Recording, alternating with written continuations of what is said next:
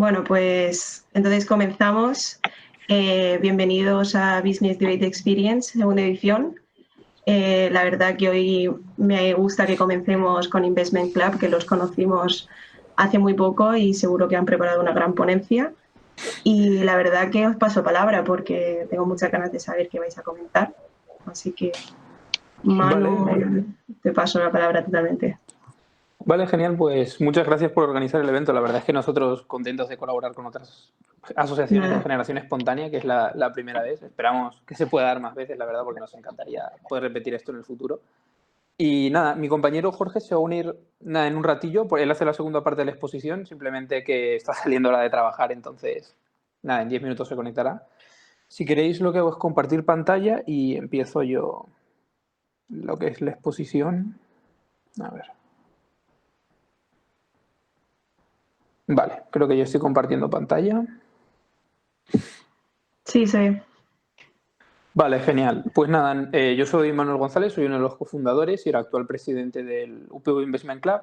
Y nosotros somos una asociación de generación espontánea que se dedica a la difusión de la cultura financiera entre la comunidad universitaria y a preparar a los integrantes del club para competir en una competición a nivel nacional contra las mejores escuelas de negocio de inversión. ¿Vale? La charla de hoy va a ser un poco introductoria porque sí que hay gente del Club de Bolsa, pero hay gente que es de fuera, que no nos conoce. Entonces queríamos hacerla un poco introductoria, explicando un poco qué es la bolsa, los tipos de análisis que hay, una pequeña introducción a lo que es las finanzas y luego vamos a poner un caso práctico de valoración para que veáis un poco cuál es nuestro enfoque, ¿no? A la hora de ver una empresa y de evaluar si es una buena inversión o no. Pues bueno, empezando hablando de nosotros, nuestras motivaciones a la hora de fundar el club y de llevar este proyecto a cabo es principalmente la búsqueda de conocimiento especializado y el acercamiento del conocimiento teórico del aula al mundo real. Porque la inversión no es una ciencia, no es algo exacto, no tiene unas fórmulas matemáticas que te lleven un resultado concreto y si algo es bueno o malo, sino que en ciertos aspectos es muy subjetivo y ese conocimiento que uno tiene teórico de aula muchas veces no se aplica o no se aplica tal cual en la realidad y claro, entonces para poder ser un buen inversor y para poder introducirte en el mundo profesional de lo que es la inversión y la gestión de activos y la gestión de patrimonios, necesitas haber tenido algún tipo de experiencia previa en el mundillo de inversión, ya sea con cartera pequeña tuya, con alguna cuenta demo en algún broker, pero necesitas esa experiencia y esas sensaciones porque también influye mucho lo que es la psicología. Porque el trabajo de lo que es un analista y un inversor es invertir dinero propio o de otras personas, dinero real. Entonces, claro, al final se genera una presión psicológica bastante fuerte que puede hacer que una inversión que hubiera resultado ser bastante buena se acabe desmoronando y acabes perdiendo dinero simplemente por factores psicológicos, que es la única forma de adquirirlos es la experiencia en inversión, de lo que es la inversión real. Entonces, nuestra visión es el acercar la cultura financiera a todos los estudiantes universitarios y focalizar estos conocimientos y esta educación financiera en batir al mercado. Porque al final uno puede simplemente comprar, por ejemplo, un ETF, que es un fondo indexado que replica el mercado, pero la idea de un inversor es seleccionar aquellas empresas que cree que son mejores, que lo van a hacer mejor que el mercado y obtener una rentabilidad mejor de la que se podría obtener de una gestión, de lo que se denomina gestión pasiva, que es simplemente indexar el dinero. Que bueno, eso explicaremos un poco más adelante en qué consiste. Entonces, también queremos dejar claro que nuestra visión lo que fomenta es el trabajo en equipo, dado que nosotros creemos que incluso la gente que no sabe de inversión puede aportar mucho a la hora de decidir si algo es una buena inversión o no. Porque, por ejemplo, para que os hagáis una idea, en el club de bolsa hay gente de ingeniería espacial, de ingeniería mecánica, eléctrica, electrónica, y que al final yo a lo mejor sé de leer unas cuentas de una empresa, analizar un balance de situación y los estados financieros y saber si es un buen negocio o no, pero si por ejemplo estoy viendo una empresa que se dedica al tema de aviones, por ejemplo, como Boeing, yo no conozco el mercado, yo no sé cómo funcionan los aviones, yo no sé qué hace que un avión sea mejor que otro. Entonces, al final, todo este tipo de conocimiento muy especializado que pueda tener gente ajena al mundo de lo que es empresa, ADE o economía, es muy, muy valioso a la hora de determinar buenas inversiones y buenas empresas de cara al futuro, de crecimiento. Vale, luego como comentaba al principio, nosotros nos dedicamos a participar en lo que es la Liga de Bolsa, que es una competición a nivel de España y ahora se está viendo a nivel internacional con universidades de Latinoamérica, en el que más de 40 universidades de todo el mundo, de España y Latinoamérica, compiten por ver cuál es el club que obtiene una mejor rentabilidad de sus inversiones. Estos son inversiones con dinero real en activos reales, o sea, es todo totalmente real, no son cuentas demo ni con dinero falso. Y lo que se persigue es, en un periodo que va de noviembre a noviembre, ver quién obtiene las mejores rentabilidades. Y nada, ese es el objetivo final del club, participar. Y al final del año pasado, en la liga que transcurrió durante el curso universitario 19-20, quedamos quintos con una rentabilidad del 14%, batiendo al mercado, tanto al español, que es el IBEX 35, como al índice americano del Standard & Poor's 500. Vale, empezando con lo que es el contenido, el grueso de la charla, primero voy a explicar un poco qué es la bolsa y cómo funciona, para aquellos que nunca os hayáis parado a pensar en esto.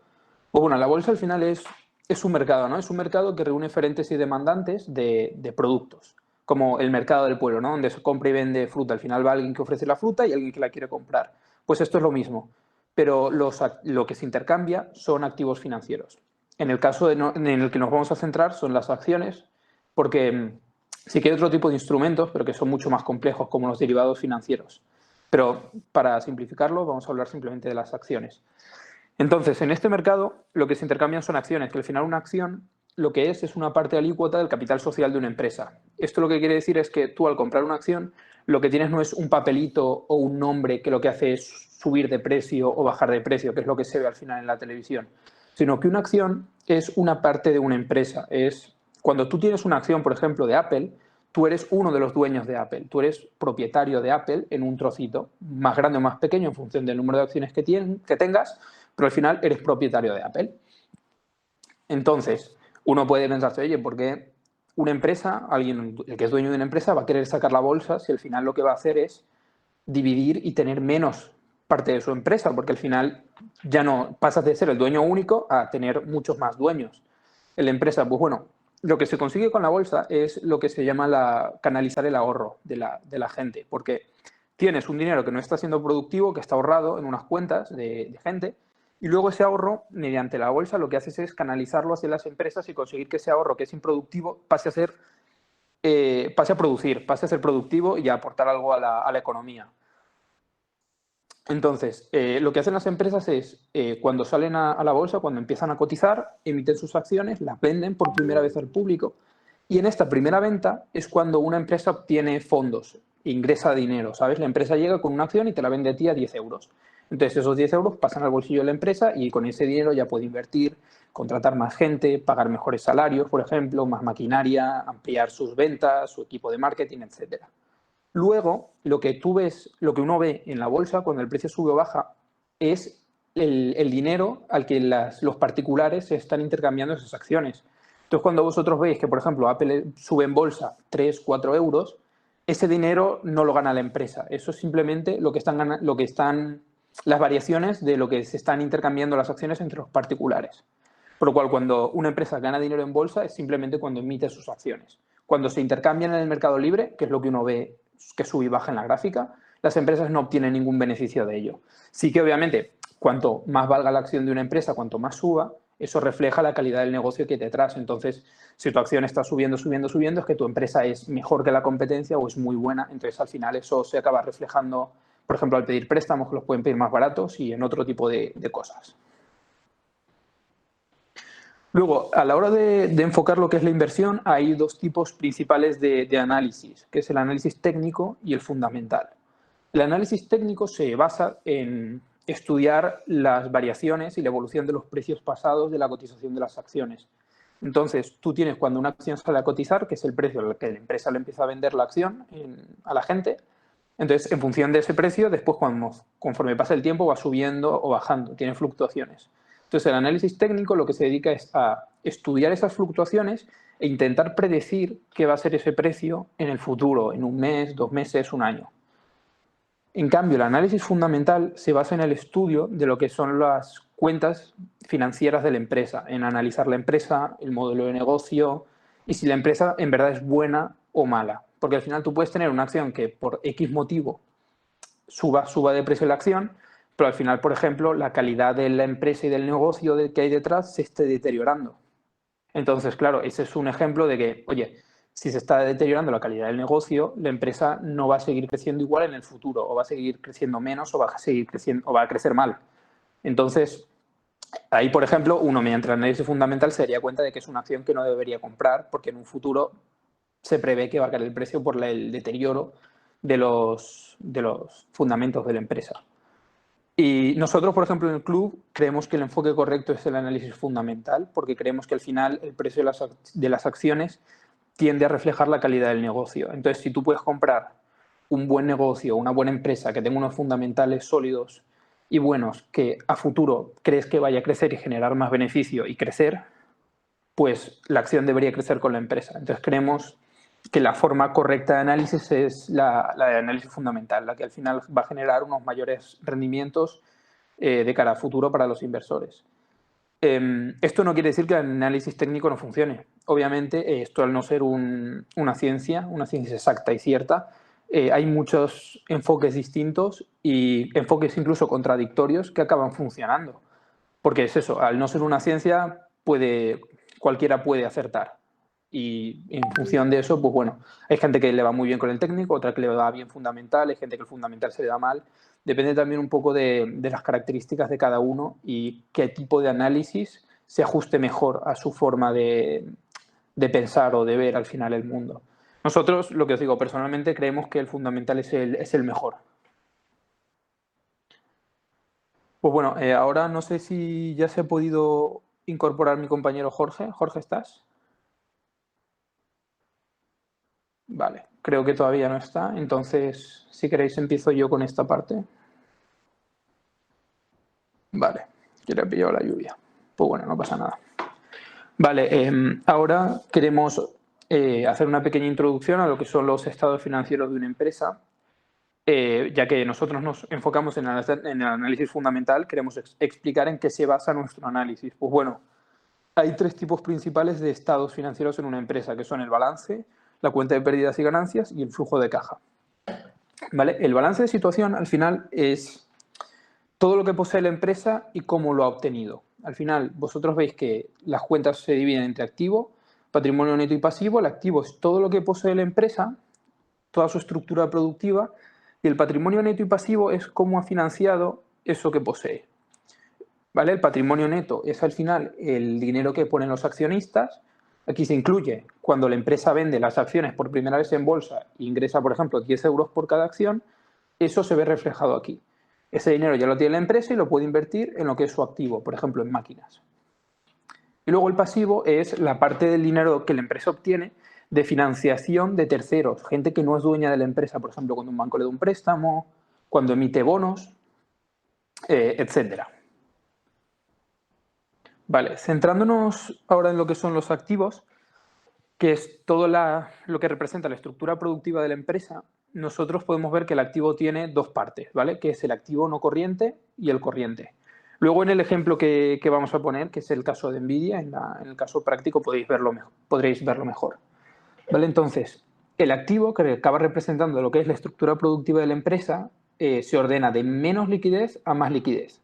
¿Qué quiere decir eso? Eso quiere decir que los activos que están arriba son cosas que la empresa tiene en su estructura productiva que le va a costar mucho vender o que son muy difíciles de vender y convertir en dinero en efectivo, ¿vale? Entonces, por ejemplo, aquí arriba del todo se incluiría una fábrica. Tú tienes una fábrica que vale 50 millones, entonces tú tienes aquí 50 millones de tu fábrica porque te costaría mucho convertirla en dinero en efectivo. En cambio, si la empresa tiene, por ejemplo, dinero en caja, tiene billetes, tiene efectivo, tiene 100 euros de efectivo, eso se va a reflejar al final, porque al final es dinero en efectivo. Luego, por ejemplo, si tiene existencia, si es una tienda y tiene zapatillas que tienen en stock para vender, esas zapatillas que forman parte de su estructura productiva estarán arriba del efectivo, porque no son efectivo, pero se pueden convertir mucho más rápido que una fábrica que estaría arriba del todo en efectivo, ¿vale? Entonces, así distinguimos entre activo no corriente y activo corriente. El activo no corriente estaría arriba del todo y sería aquel que va a pasar más de un año en la empresa. Esto puede ser fábricas, automóviles, patentes, inversiones. Por ejemplo, cuando una empresa compra otra o tiene participaciones en otra empresa, esas participaciones, como son a largo plazo y le costaría, como son muy grandes, convertirlas en efectivo, les costaría mucho, estarían en esta parte superior. Luego, abajo, estarían los activos no corrientes. Que los activos no corrientes son activos que pasan, o sea, sí, activos que van a pasar menos de un año dentro de la empresa. Por ejemplo, existencias. Las existencias se van a vender rápido. El efectivo se va a reinvertir o se va a gastar rápido. Las cuentas de proveedores, por ejemplo, que las cuentas de proveedores son deudas, perdón, las cuentas de clientes que son deudas de tus clientes, que tus clientes, por ejemplo, tú les vendes unas zapatillas y te pagan a los 90 días. Entonces, eso es dinero que rápidamente se va a convertir en efectivo y por ello está abajo y forma parte del activo corriente.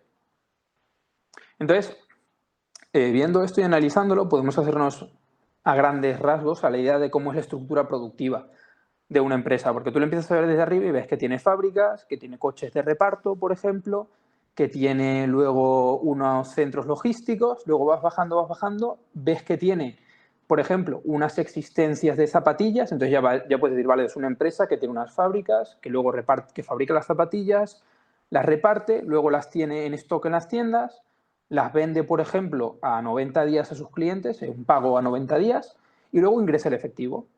Entonces, más o menos eso, de grandes rasgos, es lo que representan los activos. Vale. Luego, ¿cómo se financian esos activos? Porque, claro, cuando tú tienes pues, una fábrica, necesitas dinero para comprarla. Pues eso se representa en la otra parte del balance, que está compuesta por el patrimonio neto y lo que es claramente los pasivos o las liabilities.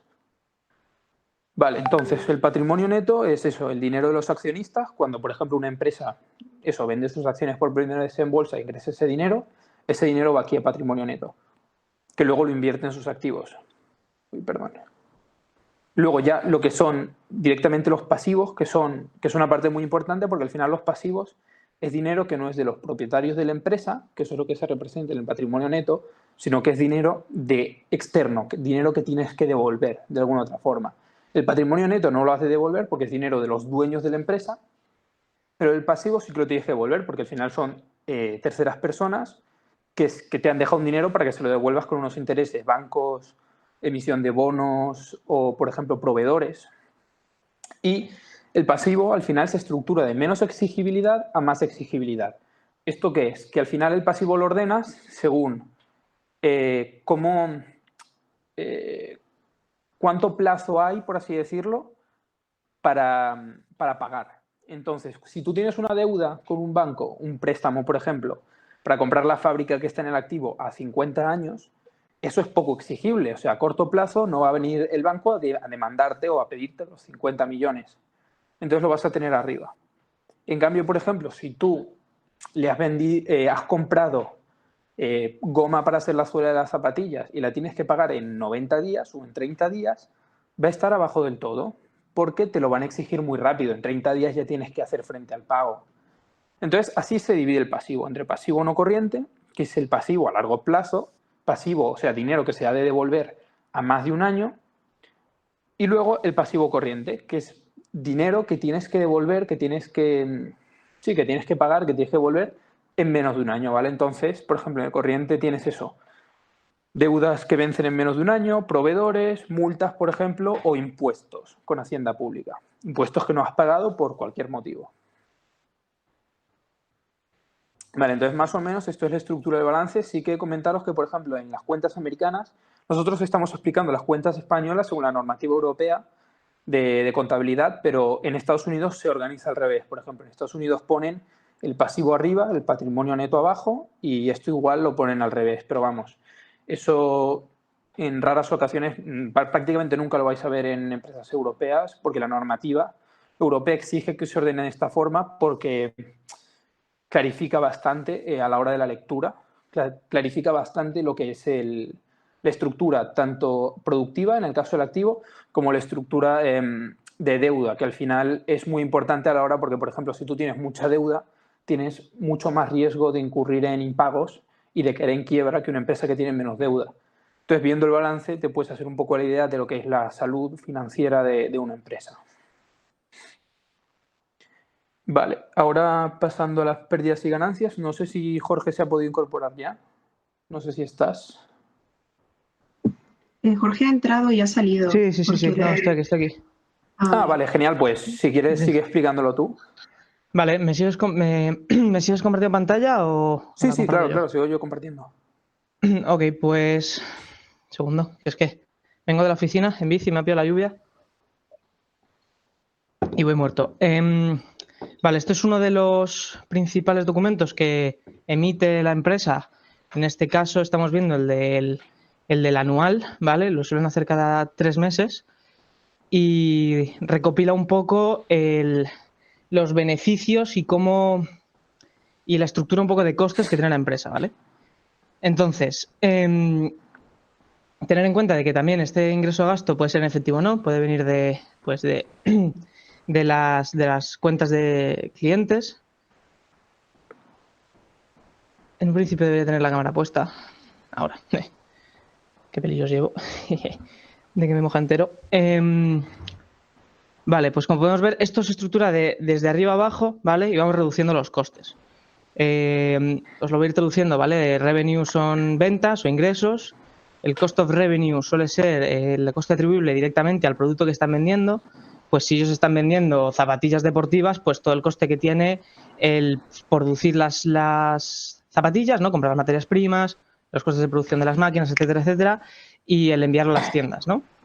Ahí tenemos el gross profit, que es uno de los primeros, se puede sacar porcentualmente también, y es uno de los primeros indicadores que encontramos aquí. Luego, siguiendo, tenemos otros gastos, como el Research and Development, que es I+D. Dependiendo del sector, esto varía mucho y dependiendo del tipo de empresa, pues a lo mejor encontramos empresas más tradicionales que tienen un 5% sobre ventas, ¿vale? En porcentaje, y encontramos otras como, no sé, Nvidia, que tiene un 25%, ¿vale? Entonces esto va variando mucho. Sales General Administrative, un poco pues lo que no está atribuible al producto directamente, que es el costo revenue, pues marketing, los salarios de empleados que sean de otros sectores, otros factores productivos de la empresa que no sean las fábricas, por ejemplo. Es decir, pues de los administrativos, ¿no? Pues del director financiero, del director gerente de no sé qué planta, pues todas estas cosas. Entonces aquí ya encontramos el Income from Operations, que corrígeme Manu, pero esto sería el EBIT, ¿verdad? Sí. Que es otra manera de decirlo, simplemente que significa, son unas siglas que significan Earnings Before Interest and Taxes, ¿vale? Sí, eso es, por así decirlo, todo lo que ha ganado la empresa hasta antes de pagar intereses e impuestos. Entonces, claro, los intereses al final es la deuda y los impuestos son otro gasto que tienes pero que no está directamente relacionado con lo que es la producción de tu empresa. Exactamente. Entonces, por recapitular un poco, tendríamos revenues, los quitamos un coste y van gross profit, le quitamos otros costes y va el EBIT, y entre medias tenemos el EBITDA, que luego lo explicamos. Ahora ponemos los costes de la deuda, como podéis ver es el interest income y el interest expenses, que a veces, bueno, pues van en negativo pues porque hacen operaciones financieras las empresas y ganan dinero de ahí, ¿vale? No tiene mucho más. Entonces llegamos finalmente al income before tax, que se le aplica pues el impuesto dependiendo del país, el sector, en fin, todas estas deducciones que se hacen las empresas, etcétera, etcétera. Como podemos ver aquí, pues el income tax es ridículo, porque sobre 4.400 en 2021 pagaron 77 millones. O sea, esta gente no está pagando casi impuestos, ¿no? Pues porque, pues eso, pues habrán hecho deducciones, habrán invertido en I+D, hay un montón de políticas, dependiendo del país, que te permiten esto para fomentar que las empresas inviertan, claro. Y finalmente llegamos al net income, que sería lo que les queda al final del año realmente podríamos decir en caja, pero no sería exactamente, luego lo vemos en flujo de caja, pero para que lo entendáis ese es el beneficio neto, lo que le queda a la empresa para repartir dividendos, para reinvertir el año que viene en otras maquinarias, fábricas, etcétera. Y es, yo diría que lo más importante después del EBITDA. Y ahora lo explicamos. Exactamente, bueno, como dice la diapositiva, la primera parte del income statement es operativo, porque mantiene la empresa en funcionamiento, pues porque hemos hablado, ¿no? Paga las fábricas, paga los salarios, paga la investigación, paga todas estas cosas. Y lo segundo es no atribuible directamente a su actividad, pero también es necesario para la actividad, ¿no? Pues el pagar las deudas, porque sin deudas no se pueden financiar y hacer nuevas inversiones, etcétera, etcétera, y pagar los impuestos, que bueno, que es lo que toca. Claro, por así decirlo, hasta aquí, hasta este punto medio, donde está el Income from Operations, podemos ver lo que gana o pierde la empresa simplemente por desarrollar su actividad. Eso quiere decir que, por ejemplo, si el Income from Operations es negativo, la empresa, por ejemplo, de zapatillas, por producir las zapatillas y venderlas, está perdiendo dinero. Entonces, claro, si ya en este punto pierdes dinero, va a ser prácticamente imposible que repagues tu deuda o que pagues impuestos incluso. Pero en cambio hay empresas que se dedican, por ejemplo, a producir zapatillas que aquí han dado pérdidas, pero aquí, por ejemplo, han hecho unas buenas inversiones financieras y han obtenido unos ingresos y al final tienen un beneficio. Pero claro, obtienen ingresos de una forma que no es su objetivo final, que es ganar dinero, por ejemplo, produciendo zapatillas. Entonces, viendo esta primera parte, te puedes hacer una idea de si la empresa gana o no dinero por lo que se dedica a hacer. También remarcar, yo creo, un poco de que vienen 3 años en este caso, a veces vienen 2, es un poco para que puedas ver la tendencia, ¿no? Pues cuantos más datos te dé más, puedes ir viendo si a la empresa le va mejor o le va peor. Pues en este caso, pues parece que le va bastante bien, ¿no? De 11.000 pasa a 16.000 de revenue y al final del todo, de net income, pasa de 4.100 a 4.300, ¿no? Entonces nos indica de que los revenues están creciendo mucho, pero los costes también. Porque, claro, como veis, la diferencia no es proporcional. Estos son diferentes análisis que puedes ir sacando para tener unas pequeñas pistas, así a simple vista, de un poco cómo está yendo la empresa, ¿vale? Cuál es la tendencia que lleva y demás. Yo creo que esto es un poco todo. Empieza explicando todo esto si quieres, Manu. Vale, sí, genial. Vale, ratios. luego, aparte, el último estado financiero, después de lo que es la cuenta de pérdidas y ganancias, son los flujos de caja. Que para que os hagáis una idea, la cuenta de pérdidas y ganancias refleja todos aquellos ingresos o gastos que ha tenido la empresa, ¿vale? Pero ahí se incluyen operaciones que pueden o no ser en efectivo. Por ejemplo, o tú tienes el revenue, si tú eres Ford y tú has vendido todos tus coches, pero la gente no te los ha pagado en efectivo, sino que te ha pagado a lo mejor 10.000 euros y los otros 20.000 te los ha financiado, aquí sale la venta total del coche. Si el coche cuesta 30.000 y lo has vendido, aquí te pone 30.000, pero claro, de esos 30.000 tú has ingresado 10.000 en efectivo y 20.000 que te los van a pagar en lo que lo hayas financiado, ¿vale? Pues los flujos de caja lo que te muestran es todo el ingreso que has tenido en efectivo, ¿vale? Entonces, los flujos de caja lo que se dice es que reflejan los cobros y los pagos, porque es todo lo que ha cobrado en efectivo y todo lo que ha pagado en efectivo durante ese año. Por ejemplo, aquí podemos ver el de Nvidia para 2021. Entonces, esta cantidad de aquí final sería todo el dinero que ha movido en efectivo la empresa. Entonces, en este caso podemos ver que de los 4.332 millones que había tenido de beneficio Nvidia, solamente 847 han sido en efectivo. Eso quiere decir que el resto, pues por X motivos, no lo ha recibido en efectivo, sino que a lo mejor lo va a recibir el año que viene, porque han sido pagos a plazos, por ejemplo. Entonces, dentro de lo que es la estructura del flujo de caja, esta es un poco compleja, ¿vale? Porque es larga. Pero para que os hagáis una idea, principalmente se divide en 3 masas o en 3 bloques, que el primero refleja todo el efectivo que has ingresado por tu actividad, como la primera parte de las pérdidas y ganancias. Entonces, si te vienes al final del todo, que es aquí Net Cash Provided by Operating Activities, tienes todo el dinero en efectivo o todo el dinero que ha gastado, porque también puede ser negativo, todo el dinero que ha ingresado o pagado la empresa en efectivo por ejercer su actividad. En este caso vemos que Nvidia, por el hecho de producir y vender tarjetas gráficas, chips, etcétera, ha ingresado 5.822 euros. Después está el cash flow de las actividades de inversión.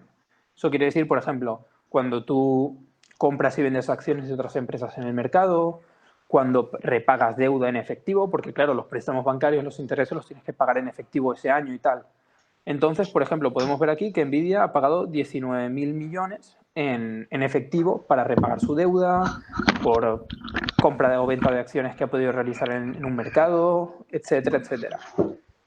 Y luego la última parte es de las actividades de financiación, que bueno, cuando por ejemplo Nvidia emite deuda, que emite bonos, esos bonos le generan un ingreso y ese ingreso es en efectivo y se refleja aquí. ¿Veis? Ha emitido deuda a Nvidia por valor de 4.900 millones y eso es un ingreso que tiene en efectivo. Y al final te queda todo el efectivo que ha movido o no la empresa. Entonces, claro, viendo el flujo de caja puedes ver el dinero que ha ingresado o que ha pagado en efectivo y si al final si el flujo de caja es positivo, eso quiere decir que al final la empresa ha generado dinero suficiente como para reinvertir en el negocio, pagar dividendos a los accionistas, entre otras muchas cosas que puede hacer con ese dinero. Por ejemplo, si tienes un flujo de caja positivo, puedes aumentar tu inversión en I+D, para que os hagáis una idea. Y luego, el flujo de caja, hay un concepto muy interesante que es el flujo de caja libre. Que el flujo de caja libre viene a ser el flujo de caja operativo, que es este, menos lo que son las inversiones en capital. Que las inversiones en capital son las inversiones que es el CAPEX, como se puede ver aquí, que es Capital Expenditure, que son inversiones que tiene que hacer la empresa para mantenerse en funcionamiento. Por ejemplo, renovar máquinas, renovar fábricas, abrir nuevos centros logísticos, renovar sus camiones. Todo eso forma parte de lo que son Capital Expenditures y si se lo restas al flujo de caja operativo, te queda el dinero que tiene la empresa, por ejemplo, para repagar deuda y seguir funcionando, para repartir a sus accionistas en dividendo, etcétera, etcétera. Entonces, del flujo de caja, lo más importante es el flujo de caja libre porque es luego, como es por así decirlo, el dinero que le sobra a la empresa, que le queda al final, es lo que se utiliza para, por así decirlo, que lo vamos a explicar después, medir lo que vale la empresa. Porque lo que es la inversión parte de una base que es una empresa, por ejemplo, vale ahora lo que puede generar en un futuro. Entonces, si tú generas un exceso de dinero en ese futuro, que sería generar flujo de caja libre, puedes crecer y la empresa puede mejorar. Entonces, es un concepto muy importante a la hora de ver si una empresa tiene una buena proyección o no de cara al futuro. Claro. O sea, al final tú no vas a comprar una empresa por lo que vale hoy. O sea, si ponerlo de un modo sencillo, tú, si fueses a comprar una peluquería, por ejemplo, no pagarías, digamos que la peluquería el año pasado facturó 50.000 euros, la empresa no vale 50.000 euros. Vale las expectativas que tú tengas durante, imaginémonos 5 años de generar caja, ¿no? Si sé que todos los años voy a generar un flujo de caja libre, no unas ventas, para ser más exactos, un flujo de caja libre de 50.000 euros, y la voy a tener, imaginémonos, la peluquería durante 5 años, vale, digamos que luego lo explicamos con más detalle, esa peluquería valdría 250.000 euros, no valdría 50.000 euros, ¿no? Vale lo que va a ser capaz de generar a un futuro vista. Pueden ser 3, 5 y 10 años, que es lo que suele hacerse, ¿no? Vamos, esto ahora lo vemos con más detalle en un modelo que hemos hecho, que os intentaré explicar. Va a ser un salto de dificultad, yo creo, a lo que estamos viendo, pero bueno, también es interesante para que veáis un poco cómo es la big picture, ¿no? Es decir, la perspectiva global. Entonces, que si quieres pasamos y vemos los ratios. Los dos ratios más comúnmente usados tanto para valorar como para comparar empresas son el PER y el EV/EBITDA, ¿vale? El PER yo creo que es el más sencillo de entender, que como podéis ver es la capitalización bursátil partido del beneficio neto. Cuando hablamos de compañías cotizadas, la capitalización bursátil es lo que vale una acción o el precio que tiene una acción por el número de acciones que hay en el mercado, ¿no? Pues Apple capitalizaba hasta hace poco $1 trillón, que sería pues 1 billón de euros, o sea, $1 billón, que a grandes rasgos es lo que es el PIB de España al año, cosa curiosa. Y si lo dividimos por su beneficio neto en el año, nos daría un multiplicador, ¿no? Entonces esto nos sirve para comparar empresas, pues supongamos para comparar BMW, Porsche, Tesla y General Motors, ¿vale? A lo mejor Tesla no es el mejor ejemplo porque, bueno, tiene sus salvedades, pero bueno, podemos ver los PER de todas las empresas y ver cuál es el que está más bajo y decir, pues a priori parece que esta es la más barata, ¿no? Porque estoy pagando muy poco por esos beneficios, ¿no? Claro, para que os hagáis una idea, sí. por ejemplo, en un mercado, o sea, en la bolsa, nunca vais a ver un PER 1, por ejemplo, que es lo que estaba intentando Jorge explicar antes con lo de la peluquería. Si tú tienes una empresa que está a un PER 1, eso quiere decir que tú, por acción, estás pagando lo mismo que los beneficios que has obtenido ese año. Pero claro, tú sabes que si la empresa sigue en funcionamiento vas a generar más dinero. Entonces, por ejemplo, un PER 20 o un PER 30 significa que tú estás pagando ahora mismo 30 veces el beneficio actual, y eso quiere decir que tú esperas un crecimiento de los beneficios de la empresa en un futuro. Entonces, por ejemplo, podemos ver empresas como Tesla que tienen un PER excesivamente alto, como de 1100, 1200. ¿Por qué? Porque la gente espera que los beneficios que está obteniendo la empresa crezcan muchísimo. Entonces, comparando el PER, te puedes hacer una idea del crecimiento que espera la gente o no, y tú viendo luego si ese crecimiento esperado se corresponde o no con lo que es la realidad, puedes hacerte una idea de si la empresa está cara o no está cara. Sí, es que creo que me he saltado yo, me he puesto una marcha además y me he saltado un poco lo básico del PER, ¿no? Y del EBITDA es lo mismo. O sea, es cuántas veces estás pagando tú el EBITDA de una empresa. Es Earnings Before Interest, Taxes, Depreciation and Amortizations, ¿vale? O sea, los beneficios restándole lo básico de la actividad, para que nos entendamos, ¿no? Entonces, tanto el PER como el EBITDA altos significan que estamos pagando muchas veces sus beneficios, ¿vale? Y unos bajos, pues pocas veces. Esto solo está relacionado, como decía Manu, con las expectativas de crecimiento que tiene una empresa, ¿no?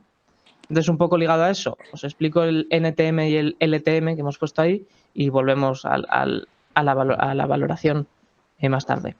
Entonces, el NTM significa Next 12 Months y el LTM es Last 12 Months, ¿ok? Se puede encontrar como FW o TTM, es lo mismo. Por si lo veis en alguna que otra página, significa exactamente lo mismo, ¿no? Entonces, ¿qué es esto? Estos son las formas que tenemos de calcular el PER. Puedes hacer el PER como la capitalización bursátil partido del beneficio neto de los últimos 12 meses de una empresa. Entonces te da un PER X, y otro lo puedes hacer con los beneficios esperados en los siguientes 12 meses, ¿no? O en el siguiente año. Entonces, esto es una forma de ver un poco si la empresa va a crecer o no. Si claramente, si nosotros vemos que un PER de una empresa en 2020 es 20 y en 2021 es 25, ¿vale? Significa que al mismo precio de hoy vamos a pagar 5 veces más beneficios, ¿vale? Entonces significa que o bien los beneficios van a decrecer o bien la capitalización bursátil va a aumentar a través de las acciones. Bueno, pero vamos, que lo más probable es que signifique que el beneficio neto va a disminuir. Igual con el EBITDA, ¿vale? Entonces, el Next 12 Months a mí me gusta más. Esto es a preferencias, hay muchas cosas en las inversiones que es un poquito de arte, que es a preferencia y a gustos. A mí el Next 12 Months me gusta para comparar rápidamente si se espera mucho crecimiento de una empresa, ¿vale? Por ejemplo, Tesla. A lo mejor Tesla en el PER actual tiene 1000, pero en el PER de los 12 meses siguientes tiene 500, ¿no? O 250. Significa que van a multiplicar beneficios por 4, ¿vale? Luego eso hay que creérselo, esas estimaciones.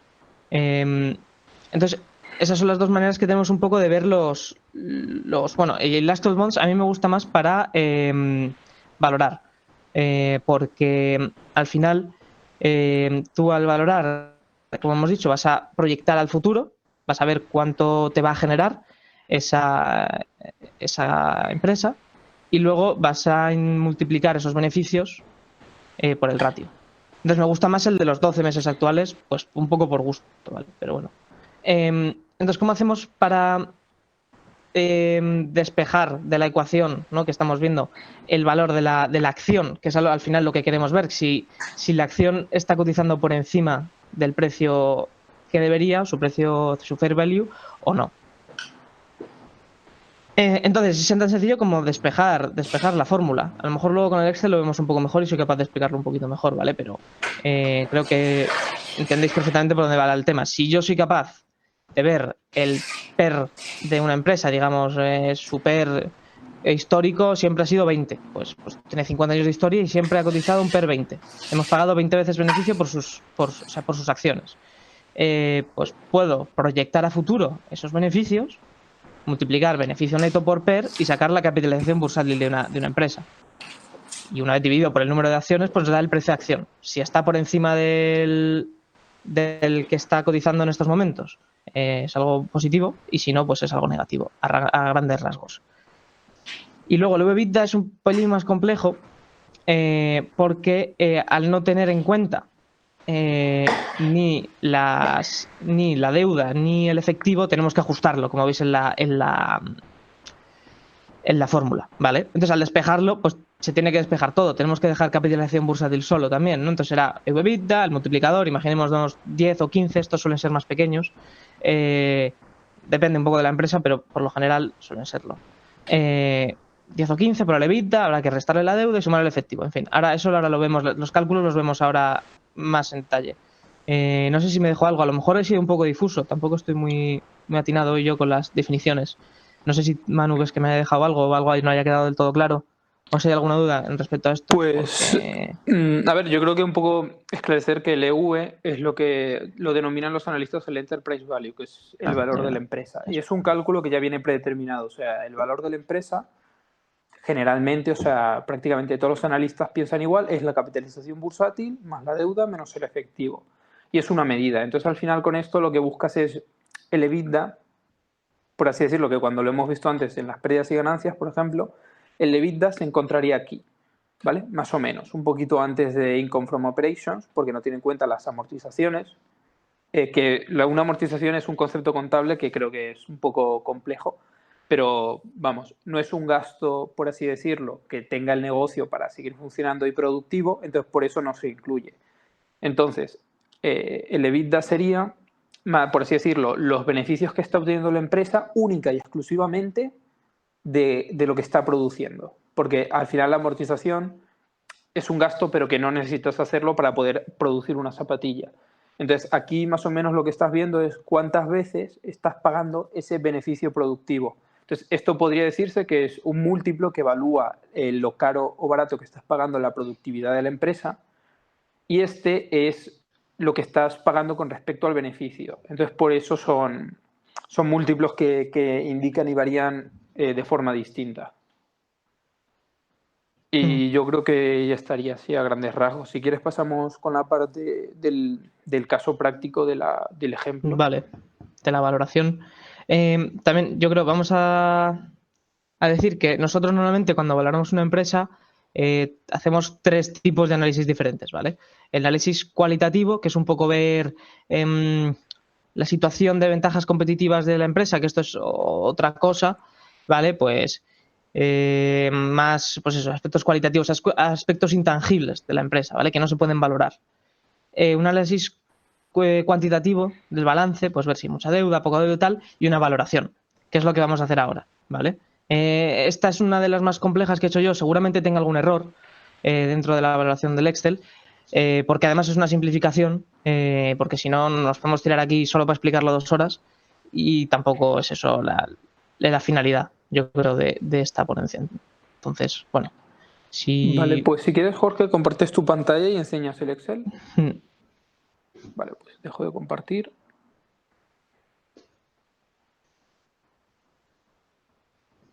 Ahora ya deberías poder compartir vale. tú. Avísame cuando lo veáis. Vale, ya lo estamos viendo. Vale. Vale, primero de nada, nosotros necesitamos datos para esto, ¿vale? Entonces, vamos a coger tanto el balance con 5 años, en este caso he puesto 6 por un motivo, bueno, luego os lo explico. Con 5 años suele ser suficiente, con 3 también vale. Entonces, simplemente esto es el balance, como veis tiene un montón de cuentas, ¿vale? Pero bueno, lo básico sigue estando, ¿no? La caja, los clientes, el inventario, las fábricas, etcétera, etcétera, etcétera, ¿vale? Y las pérdidas y ganancias. En este caso también las he simplificado un poquito para que podamos entenderlas, que como veis son exactamente iguales que las que hemos puesto antes. Nuestros ingresos, nuestros costes de productos, etcétera, etcétera, y más de, digamos, al EBIT, ¿vale? Net income, exactamente. EBT, net income y, bueno, unos porcentajes. En fin, yo he ido ocultando algunas... Voy a mostrar un momento. he ido ocultando algunas celdas que nos pueden liar un poco, ¿vale? Y básicamente las he tenido en cuenta, pero están ocultas, ¿vale? Entonces, nosotros, como hemos comentado, lo primero que tenemos que hacer es proyectar a futuro los beneficios de la empresa y las cajas y en fin, un poco lo que vamos a hacer es estos dos documentos, intentar proyectarlos a futuro a 5 años, que yo creo que 5 años está bastante bien. La mayor parte de analistas yo creo que intentan hacer 10 los profesionales, pero bueno, yo creo que a 5 años, cuanto más te vas en el futuro, más incertidumbre tienes y más propenso a errores eres, ¿no? Yo creo que 5 años es suficiente y tomando algunas hipótesis para ir proyectando, que ahora os explico, yo creo que vamos a estar bien. Entonces, lo primero que hacemos es, para hacerlo todo un poco más sencillo, vuelvo a pegar el pérdidas y ganancias. Voy a mostrarlo todo. Okay. Entonces, Si veis, básicamente... mirad, esto es exactamente lo que hemos explicado antes, que vais del revenue y llegáis al beneficio total abajo. Entonces, para que os hagáis una idea, estos son las cuentas, como hemos explicado antes, pero tal cual las de Nvidia, como salen en sus informes anuales. Luego os enseñamos de Entonces, dónde sacamos los datos, claro, porque es gratis y sencillo, la verdad. claro. Entonces, lo primero que he hecho es ver un poco lo que ha estado creciendo la empresa de 2017 a 2021, ¿vale? Es una Mira, si quieres, fórmula... ¿puedes hacer un poquito más de zoom, Negre? Porque yo, por Ah, ejemplo, sí, que sí a que lo lo veo mejor no se ve bien. un poquito pequeño. ¿Así? Ahí, lo Espérate, veo porque si mejor. no... A ver... Así la gente lo puede ver mejor. A ver si soy capaz de que entre todo en una pantalla. ¿Así lo veis bien o...? Bueno, puedo hacer las celdas más pequeñas, si no.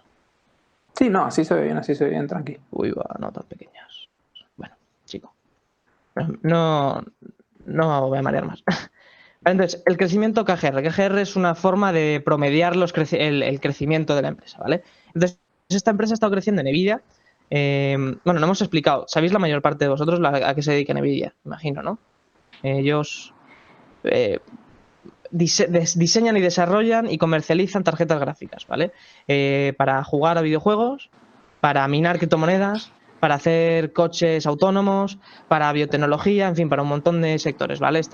Hacen data centers, hacen cloud computing, etcétera. Es una larga lista de etcéteras, ¿vale? Tienen un montón de productos, están en un montón de mercados. Pero yo creo que es interesante porque la mayor parte de vosotros sois ingenieros y Manu y yo pensamos que esta compañía os iba a parecer atractiva, pues en fin, además por todas las perspectivas de I+D y ideas que se pueden generar Claro, con sus productos, sí. ¿no? Porque, como os fijáis, como está explicando Negre, las columnas que tenéis en negro de 2017, 18, 19, 20, 21 son los resultados que, bueno, hasta el 20 son los resultados actuales. Luego Negre lo que ha hecho es una proyección de lo que él cree que va a pasar en los beneficios de la empresa y en las distintas partidas de lo que son pérdidas y ganancias para poder hacer esa valoración a futuro y al final lo mejor que puedes, o sea, para poder hacer unas buenas proyecciones tienes que conocer el producto y la empresa. Y, por ejemplo, para tarjetas gráficas, Negre se ha apoyado en el conocimiento de ingenieros informáticos que hay en el club o de electrónicos y tal, para poder conocer a fondo y poder hacer bien esas proyecciones. O sea que aquí en lo que es la inversión, cualquier perfil puede aportar muchísimo. Claro. También decir que al final un analista que dedica 200 horas a estudiar esta empresa va a saber mucho más que nosotros, ¿no?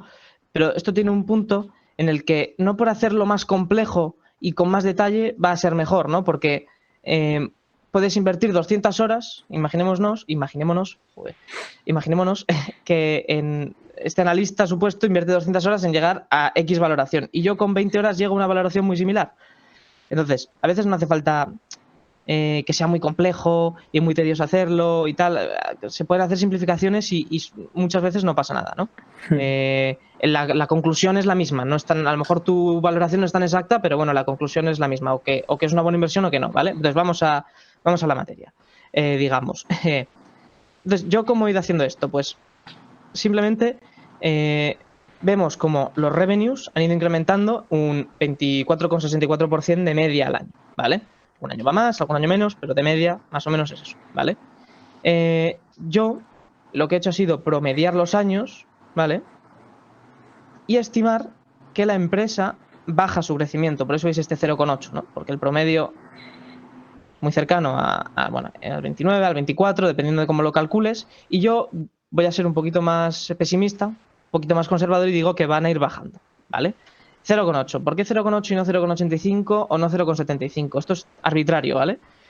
Pero es algo que a ti te tiene que parecer razonable y es donde está el arte, ¿vale? Donde está un poco el juego, ¿vale? Entonces, como podéis imaginaros, esto está calculado con tan sencillo como si el año pasado gané 16.000 y proyecto que voy a ganar 23% más, pues voy a ganar este año 20.000 y así arrastro hasta 41.000, ¿vale? Y la media de crecimiento en mi proyección da un 19, es decir, estamos bajando un 6% de media anual, para que me entendáis rápido. Es una bajada importante del crecimiento, ¿vale? Pero la cosa no es ser totalmente optimista ni totalmente pesimista, ¿vale? Entonces, una vez hecho esto, voy a ir ocultando, yo creo que a lo mejor, o bueno, no sé si será más sencillo, yo creo que a lo mejor es más sencillo. Una vez tengo las ventas hechas, me es muy sencillo proyectar los costes, ¿vale? Porque puedo hacer unos promedios del porcentaje de ventas, como aquí veis, pues normalmente el cost of goods sold de promedio es un 38, casi 39% de las ventas, ¿vale? En los últimos 5 años. Yo aquí voy a ser un poco, ¿vale? Y digo de que va a ir bajando esto, ¿vale? Un ritmo muy lentito, pero van a conseguir ir mejorando su estructura de costes e ir aumentando sus márgenes, ¿vale? El gross margin, que hemos hablado, el gross profit, el gross margin, ¿vale? Se vamos restando, igual, vamos consiguiendo nuestro gross profit.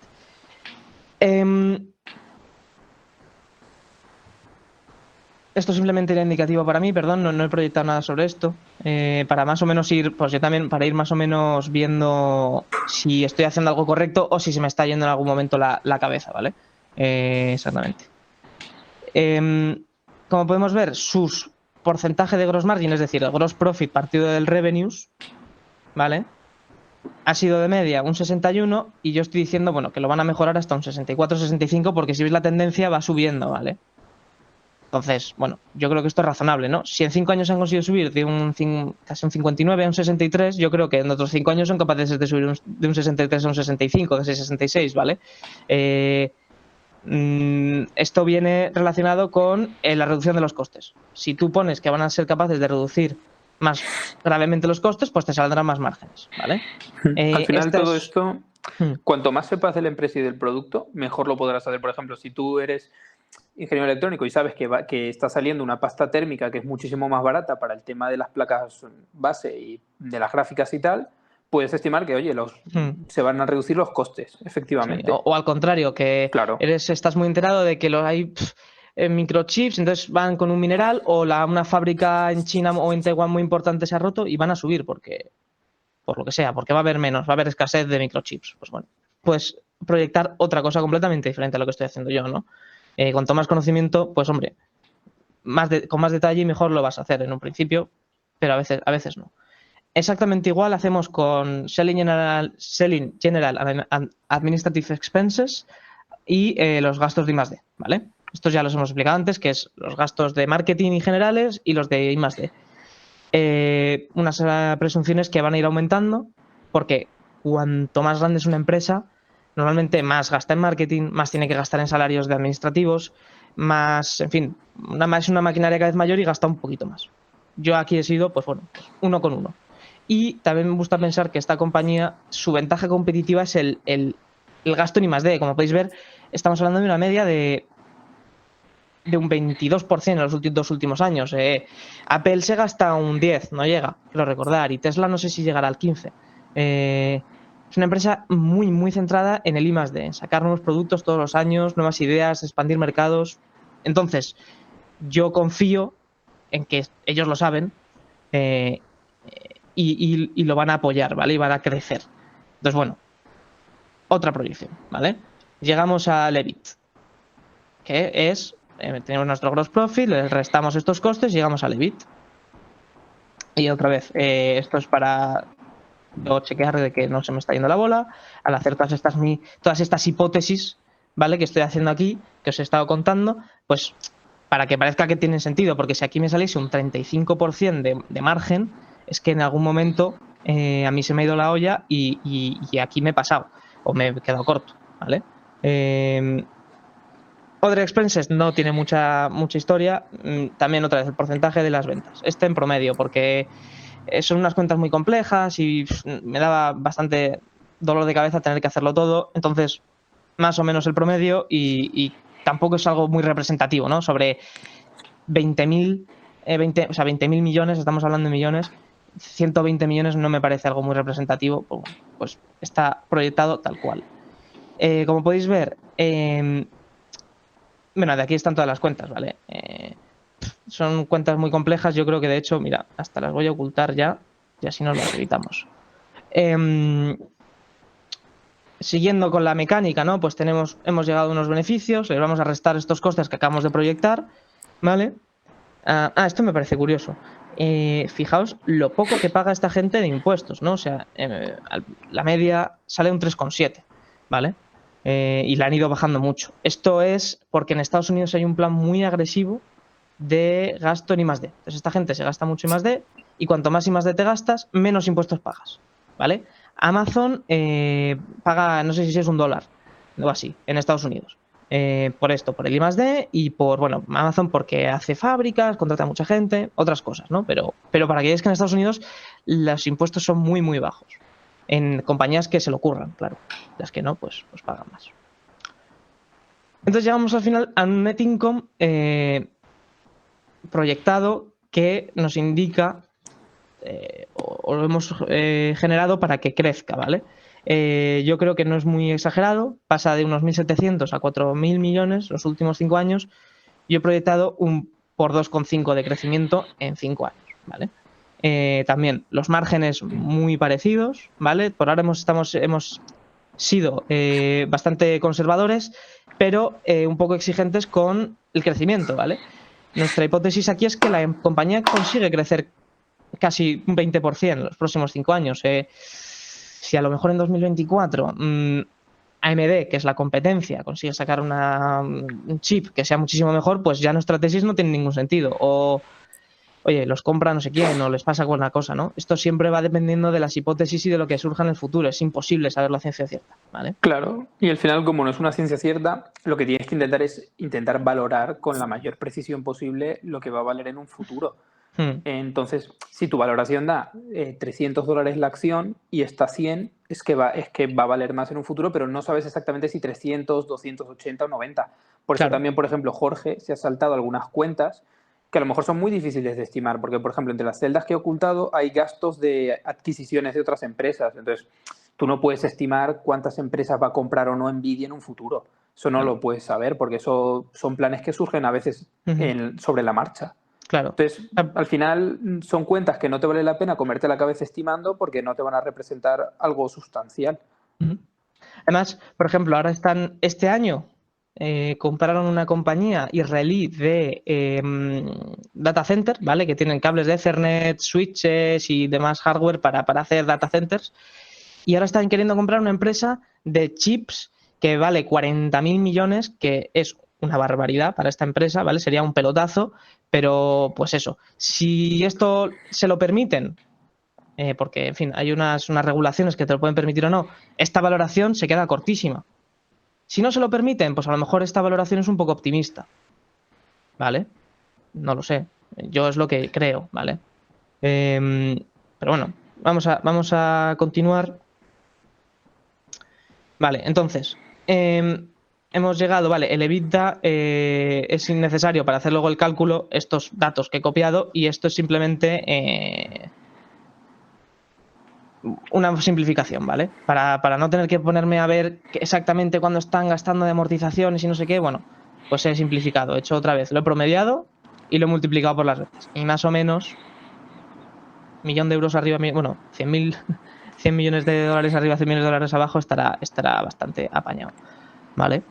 Entonces, ahora hay que hacer otros cálculos, aparte de, una vez ya tenemos proyectado, ¿no? Pérdidas y ganancias, creo que primero os explico la proyección del balance y luego os explico los cálculos, ¿vale? A ver cómo hacemos esto. Pues yo creo, ¿así lo veis bien o así se ve muy pequeño? Muy bien. Yo lo veo bien también. Vale. Voy a mostrar las celdas. Madre mía. Me voy a volver loco. No, de hecho no las voy a mostrar porque no aporto nada. O sea que... Vale, entonces. Nosotros ya tenemos las ventas y los costes y los beneficios proyectados, ¿vale? Pero para llegar a nuestro flujo de caja libre, como hemos dicho, necesitamos saber también ciertas partidas, ciertas cuentas, pues la depreciación, el número de clientes que vamos a tener o el número de deuda, por ejemplo, deuda a largo plazo. Perdón, deuda a largo plazo, que está aquí. El número de proveedores, en fin, ciertas cuentas tenemos que saberlas, ¿vale? Entonces, para proyectar esto, hay ciertas fórmulas que hemos estado usando, ¿vale? Por ejemplo, para los clientes, esto es más medianamente complejo, vamos a ver. Os lo voy a explicar sobre el proyectado, ¿vale? Nosotros hemos proyectado que van a tener unos ingresos de 20.000 millones, ¿vale? Sí, a ver, No, os lo voy a explicar sobre esto, más fácil. lo importante Nosotros... no es que entendáis cómo se calcula, por así decirlo, a pelo el free cash flow. Lo que tenéis que entender es que el free cash flow al final es el dinero que sobra de la empresa y ese dinero que sobra es lo que te va a permitir, como bien ha dicho Negre, mantener tu ventaja competitiva invirtiendo en I+D, Claro. pagando dinero a los accionistas en dividendos. Entonces, al final, el valor de la empresa se podría resumir en que cuanto más free cash flow consigue en un futuro, más vas a poder crecer y más vas a valer. Más va a valer tu empresa porque más vas a vender. Entonces, yo sí que, Negre, te diría que esta parte, a lo mejor sí que nos la hemos jugado un poco pensando que a lo mejor era muy simple, pero si tú ves que es muy compleja, podríamos saltar directamente a lo que Vale, es el free cash flow proyectado, que creo que a lo Ok. mejor es más interesante explicar Vale. mejor la valoración. Vale, pues como explico tal. esto de manera sencilla, sin meterme en cómo se calcula, ¿vale? Y paso a explicar el descuento de flujos de caja. Entonces, vale, como una vez ya hemos proyectado esto, que esto yo creo que sí que era entendible y que es muy razonable, esto ya se mete un poco más en... Es que la verdad es que había pensado que era un poco más fácil explicarlo. Pero bueno, básicamente lo que estamos haciendo es ver cuántas ventas tenemos al día y cuántos gastos tenemos al día, ¿vale? Y despejando unas fórmulas somos capaces de proyectar cuántos clientes nos van a deber pasta estos años y cuántos proveedores les vamos a deber pasta, ¿vale? Y de esta forma somos capaces de pues, proyectar todo esto haciendo pues, otras fórmulas y otros despejes que realmente matemáticamente son muy sencillos porque son todo sumas, restas, multiplicaciones y divisiones, pero bueno, hay que tener un poco los conceptos financieros más metidos en la cabeza. Sí, ¿vale? es que hay conceptos contables que pueden llegar a ser Incontables, muy exactamente. liosos, como el de la amortización. Exactamente. Yo creo, vale, este sí que es importante y es muy sencillo de entender, que es para nosotros, como os hemos explicado, era nosotros queremos saber el market cap, no sé si os acordáis de la fórmula, que era necesitamos saber el enterprise value, ¿vale? Y sumarle o restarle la deuda o la caja que tengamos, ¿vale? Entonces, aquí nosotros lo que hemos hecho ha sido simplemente, oye, ¿cuánta caja vamos a tener según nuestra proyección? 15.000. ¿Cuánta deuda a corto plazo? 1.000. ¿Cuánta deuda a largo? Lo restamos y sabemos que si tenemos o caja después de pagar todas nuestras deudas o seguimos necesitando dinero para pagarlas, ¿vale? Esto luego se suma tal cual a la valoración que nosotros hagamos y ya está, ¿vale? Porque al final el dinero en caja tiene mucho valor también. Vale, estas son formas de hacer proyecciones que a los que estéis del club, si queréis el viernes en la reunión os lo explico, o alguno que no sea del club y le interese saber cómo se calcule, pues podemos hacer alguna forma y os explico cómo se ha estado calculando esto, ¿vale? Sí, Aquí, igual si alguien tiene alguna duda ahora, que pregunte, o sea... Sí, pues a lo mejor está un poco difuso esto. Claro, o sea, si alguien sabe de esto y quiere preguntarnos de algo en concreto, que pregunte, o si no entendéis algo, preguntad sin problema, os contestamos lo que podamos, que tampoco somos expertos en la materia a tope. Cualquier cosa lo ponéis en el chat y paramos y comentamos, ¿vale? Esto, 3/4 de lo mismo. Se ha calculado, el cálculo realmente es muy sencillo, pero es un poco farragoso si no entendemos bien qué son las cuentas, ¿vale? Entonces, una vez tenemos esto proyectado, que es lo interesante, vamos al descuento de flujos de caja, ¿vale? El descuento de flujos de caja, como podéis ver en las fórmulas, tiene unas cosas, pues eso, un poco complejas. Entonces lo voy a simplificar al máximo, ¿vale? Como hemos dicho, no sé si eso que suena es una duda. Sí, Cash mira, han position, preguntado... pues sí, del- claro, sí puede ser negativo. Si tú tienes más deuda que caja, será net debt position, ¿vale? O sea, pues que tienes deuda neta. Te hace falta más dinero para pagar esa deuda. Sí puede ser negativo. Y en este caso, ¿veis? Aquí yo se lo sumo al final. Ahora llegamos, yo se lo sumo, pues aquí, si tuviese deuda neta, tendría que restárselo, ¿sabes? Y tiene muchísimo, muchísimo peso, porque al final nosotros cogemos 5 años y lo promediamos en 1 para que me entendáis rápido, y yo le sumo la deuda o el ahorro de un año, tal cual, sin promediar y sin leches. Entonces tiene mucho peso. Si tú tienes mucha deuda, tu market cap va a sufrir, Claro. ¿vale? Para que os hagáis una idea, relacionándolo con por qué es tan importante el flujo de caja libre, si tú generas flujo de caja libre todos los años, al final vas acumulando efectivo. En cambio, si tú tienes ahora una posición de caja neta, imagínate de lo que pone ahí 3.000 millones, pero el año que viene tienes un flujo de caja libre negativo y el siguiente también, al final lo que estás haciendo es consumir el efectivo que tienes, porque necesitas más efectivo del que en verdad estás generando y vas a acabar endeudándote muchísimo, como bien explicado Negre. Vale, entonces vamos a hacerlo sencillito y rápido. Para calcular el free cash flow, lo que tenemos que conseguir es, partimos de nuestros EBIT, que eran, no sé si os acordáis, los beneficios operativos de lo que opera la empresa, de su actividad, ¿vale? Y tenemos que añadirle o quitarle las cosas de su actividad que hacen que salga de su caja dinero. Por ejemplo, pagar impuestos. Sale dinero de tu caja. Se lo das al gobierno, aunque en este caso sea poco, pero sale dinero de tu caja, ¿vale? Que es lo primero que tenemos. Tax rate, no PAT, que es otras siglas de estas financieras, que significa como si al EBIT le hubiésemos quitado la T, EBI, ¿vale?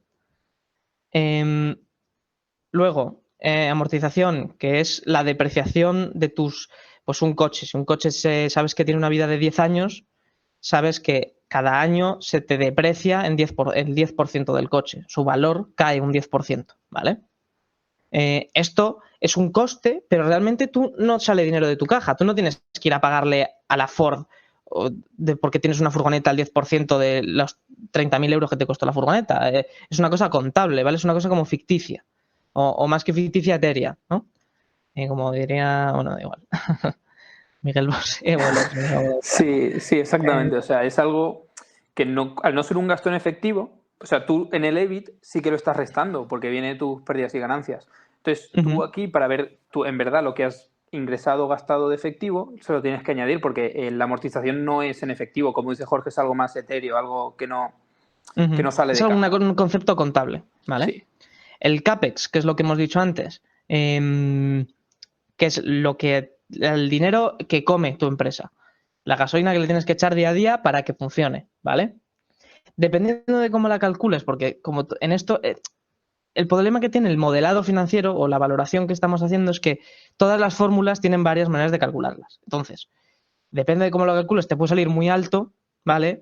O más bien bajo, ¿vale? En este caso he cogido la que salía más bien baja porque es más fácil de hacer. Veis que aquí es restar dos cosas, ¿no? Proyecciones G11 menos H11. Bueno, pues la otra es un follón bastante interesante. Y el variación al working capital, el working capital o el fondo de comercio, ¿vale? Esto creo que merece la pena explicarlo. Es lo que tus activos corrientes, es decir, la caja que tienes, los inventarios y los clientes, todo eso que hemos dicho que vas a tener que vender en el año, ¿sabes? Que te dure un año en tu empresa,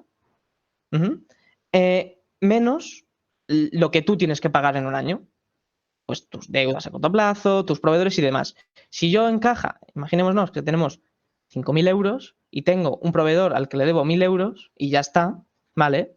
Al final de año, a mí me quedan 4.000 euros para hacer cosas durante el año. Yo sé que tengo 4.000 euros que me puedo ir gastando durante el año sin ningún tipo de problema, ¿no? Y eso es lo que llamamos el working capital, el capital para trabajar, el fondo de comercio en español. Bueno, entonces, esto es una tasa, una variación, pues lo que va cambiando año a año. Ya está. No tiene más, ¿vale? Aquí está calculado de otra forma, porque, como he dicho, todo tiene 2 fórmulas o 3 fórmulas, pero bueno. En resumidas cuentas es eso, yo creo que se entiende. Entonces, una vez tenemos todos estos datos puestos, restamos al beneficio los gastos que sí que salen de nuestro bolsillo, ¿vale?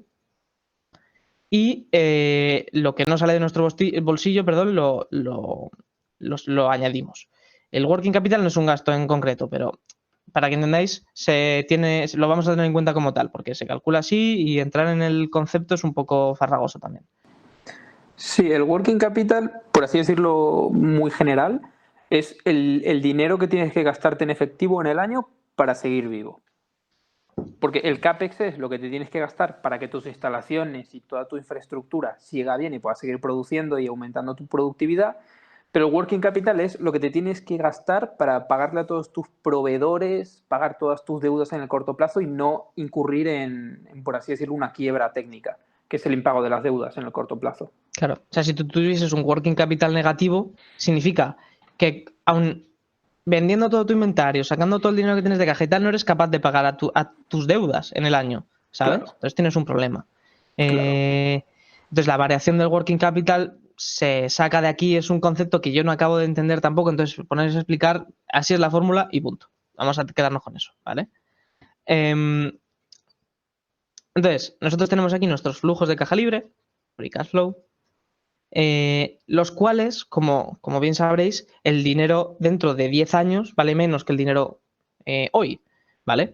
Por temas de inflación, de tipos de interés, de ratios y demás. Eso es una cosa básica, que eso yo creo que lo sabe un poco todo el mundo, ¿no? Que el dinero en el banco sin moverse no hace nada y pierde valor con el tiempo, Claro. ¿no? Una Coca-Cola hace 10 años no te costaba 1 euro y hoy sí, o 60 o 70 céntimos, lo que sea. Antes era en pesetas y bueno, hace 10 años no.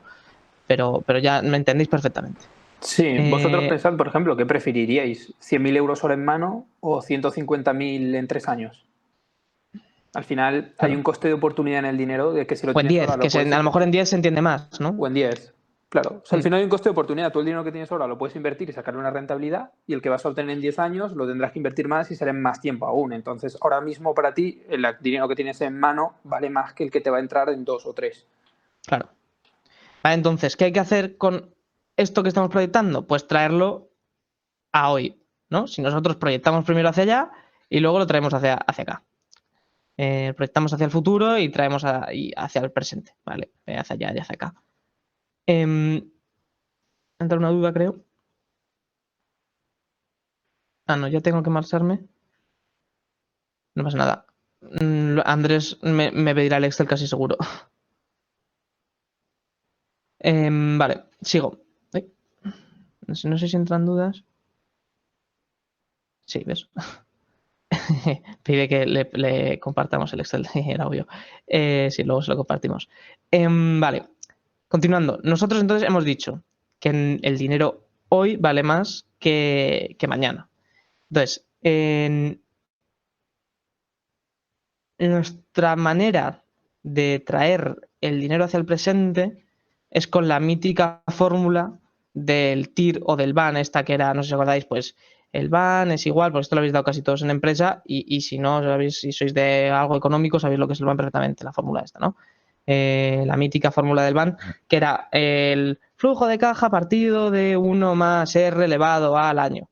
La mítica fórmula, que es un coñazo, ponerle la calculadora, pues esa fórmula es la que usamos. Lo que pasa es que en vez de R usamos WACC, ¿vale? La fórmula del WACC, por si a alguien le interesa, está aquí. Si alguien es capaz de entender esto, que me lo explique, por favor. Entonces yo lo que me he cogido la media del mercado para este tipo de empresas, ¿vale? Que es un 5,5%. Sí. Al final es, por así decirlo, el WACC, a grandes rasgos, es lo que la empresa le cuesta todo el dinero Financiarse. que no es suyo, claro, lo que le cuesta financiarse.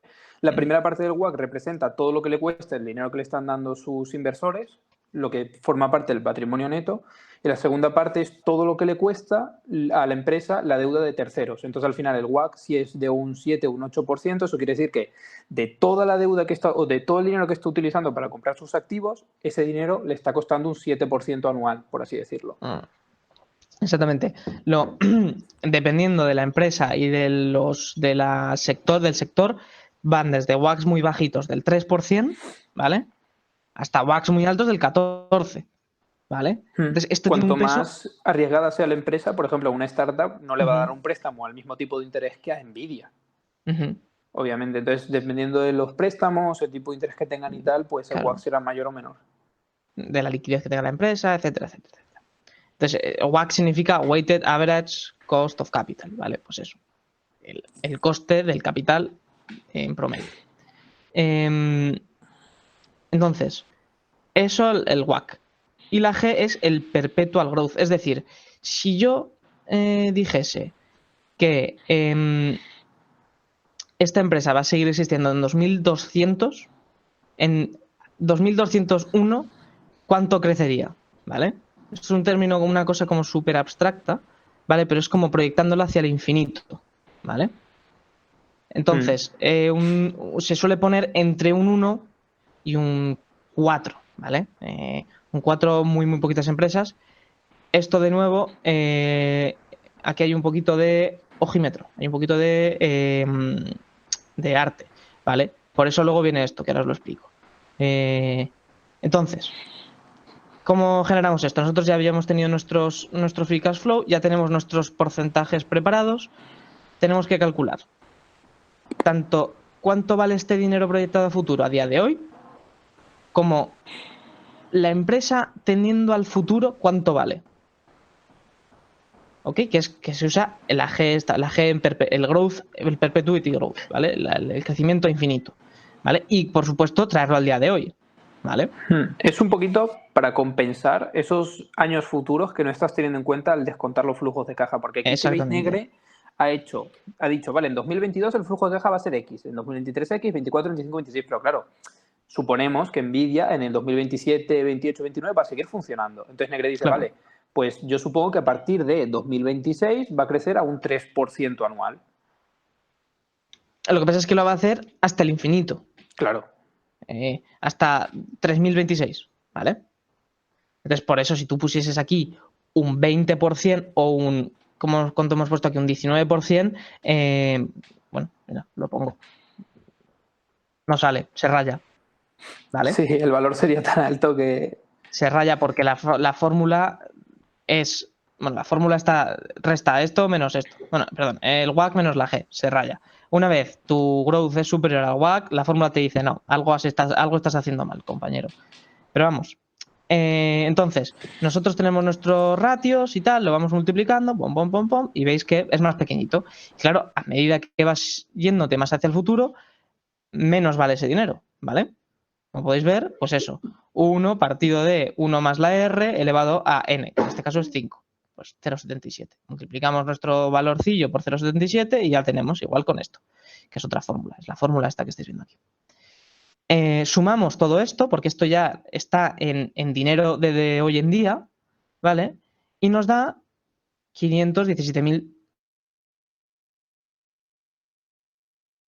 millones de dólares. Le añadimos la caja y salimos con 521.000 millones, ¿vale?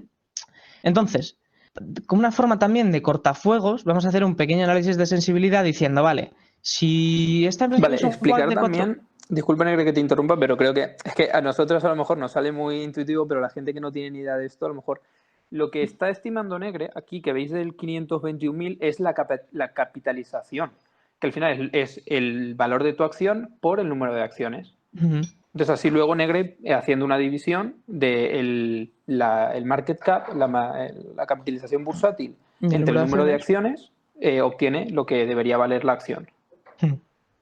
Exactamente. Vale, sí, pero a lo mejor me acelero un poco. Entonces, para ver si mi arte es bonito o no, yo tengo que hacer un análisis de sensibilidad diciendo, oye, pues si mi WACC es 4,5 y mi growth es 1,5, ¿cuánto vale mi compañía? Como podéis ver, cuanto menor el WACC y mayor el growth, ¿vale? mayor es el valor de la compañía a día de hoy, ¿vale? Entonces estamos diciendo de que si Nvidia es capaz de financiarse al 4,5% y crecer en perpetuidad al 4%, debería de valer hoy 2,5 trillones, es decir, 2 veces Apple o 1,5 veces Apple, algo así. No sé cuánto está Apple cotizando exactamente, pero esto es obvio que es una exageración. Igual que es una exageración la otra esquina, ¿no? 266.000 millones. Es muy, muy poquito, ¿vale? Entonces nosotros estamos ahí en el centro. Claro, esto te da la facilidad de dices, oye, mira, imagínate que vuelves a esta valoración dentro de un año y más o menos se han cumplido tus expectativas, pero han mejorado las expectativas a futuro. Pues bueno, pues te coges, oye, 650.000, 638.000, ¿no? Te da un poquito este rango para poder jugar un poco, ¿vale? Entonces, una vez tenemos este valor de aquí, que es el importante, 521.000 millones, vamos a ir a la valoración de la acción, ¿vale? Aquí es donde van a entrar en juego los ratios que hemos estado hablando y otro ratio diferente y el descuento de flujo de caja que hemos estado haciendo. Si me perdonáis, esto ahora, que se me había olvidado ponerlo. Entonces, nosotros vamos a valorarla para ir quitando sesgos y ir quitando errores. Lo más fácil es promediar o valoraciones, como años, como diferentes valoraciones con diferentes tipos de ratios y de historias, ¿vale? Entonces, yo he hecho la valoración para 2022-2023, es decir, ¿cuánto debe valer la acción para enero de 2022 o para enero de 2023? La promedio, ¿vale? Y más o menos, pues más o menos da una cosa que me parece razonable. Incluso tal vez un poco baja, pero bueno. Entonces, como hemos dicho, la fórmula era el EBITDA por el ratio más la deuda menos la caja, o sea, más la caja menos la deuda, ¿no? Entonces, estos ratios no están puestos con arte esta vez. Estos ratios son la media histórica de la acción, ¿vale? No tiene mucho más que explicar, yo creo, que tú vas a una página web donde están los datos, lo buscas y se acabó. Es lo más sencillo y yo creo que lo más exacto por el coste de tiempo que tienes, ¿no? Entonces, básicamente, como he estado diciendo, se multiplica la EBITDA por el ratio, ¿vale? El income se multiplica por el ratio y el equity se multiplica por el ratio, ¿vale? En estos casos no estamos sumando deuda porque nosotros en estos valores de aquí ya estamos teniendo en cuenta la deuda, ¿vale? Aquí, como no la tenemos en cuenta, ¿vale? Porque bueno, no se entiende en cuenta por cómo se calcula el ratio, el EBITDA, perdón, se ha de añadir. Y aquí igual, ¿vale? Aquí no hemos tenido en cuenta la deuda, se ha de añadir la deuda. De manera que nos quedan 3 valores con cierta variación cuando, además, el cálculo de descuento de flujos de caja es el mayor de todos. Es decir, que o bien esto es un poco optimista, o esto es un poco pesimista, o pesa más el descuento de flujo de caja que los beneficios en esta empresa, que eso también es muy probable, ¿no? Entonces, como podéis ver, es todo el rato, ¿no? Pues promediar, porque al final así vas quitando sesgos, ¿no? Entonces, nos quedamos con que nos vamos a venir a este cuadrado de aquí, perdón, se me ha ido un poco. Vale. Ahora mismo, el market cap de la capitalización bursátil, market capitalization, es 309.000, es decir, que una acción vale $498. La que nosotros hemos proyectado daría un precio objetivo de 610, ¿vale? Lo que nos da una revalorización al alza de $110, que significa un 22%, ¿vale? He puesto también la del descuento de flujo de caja, que da $841, ¿no? 521.000, partido del número de acciones, que son 620 millones, da 841, da pues bastante más alto.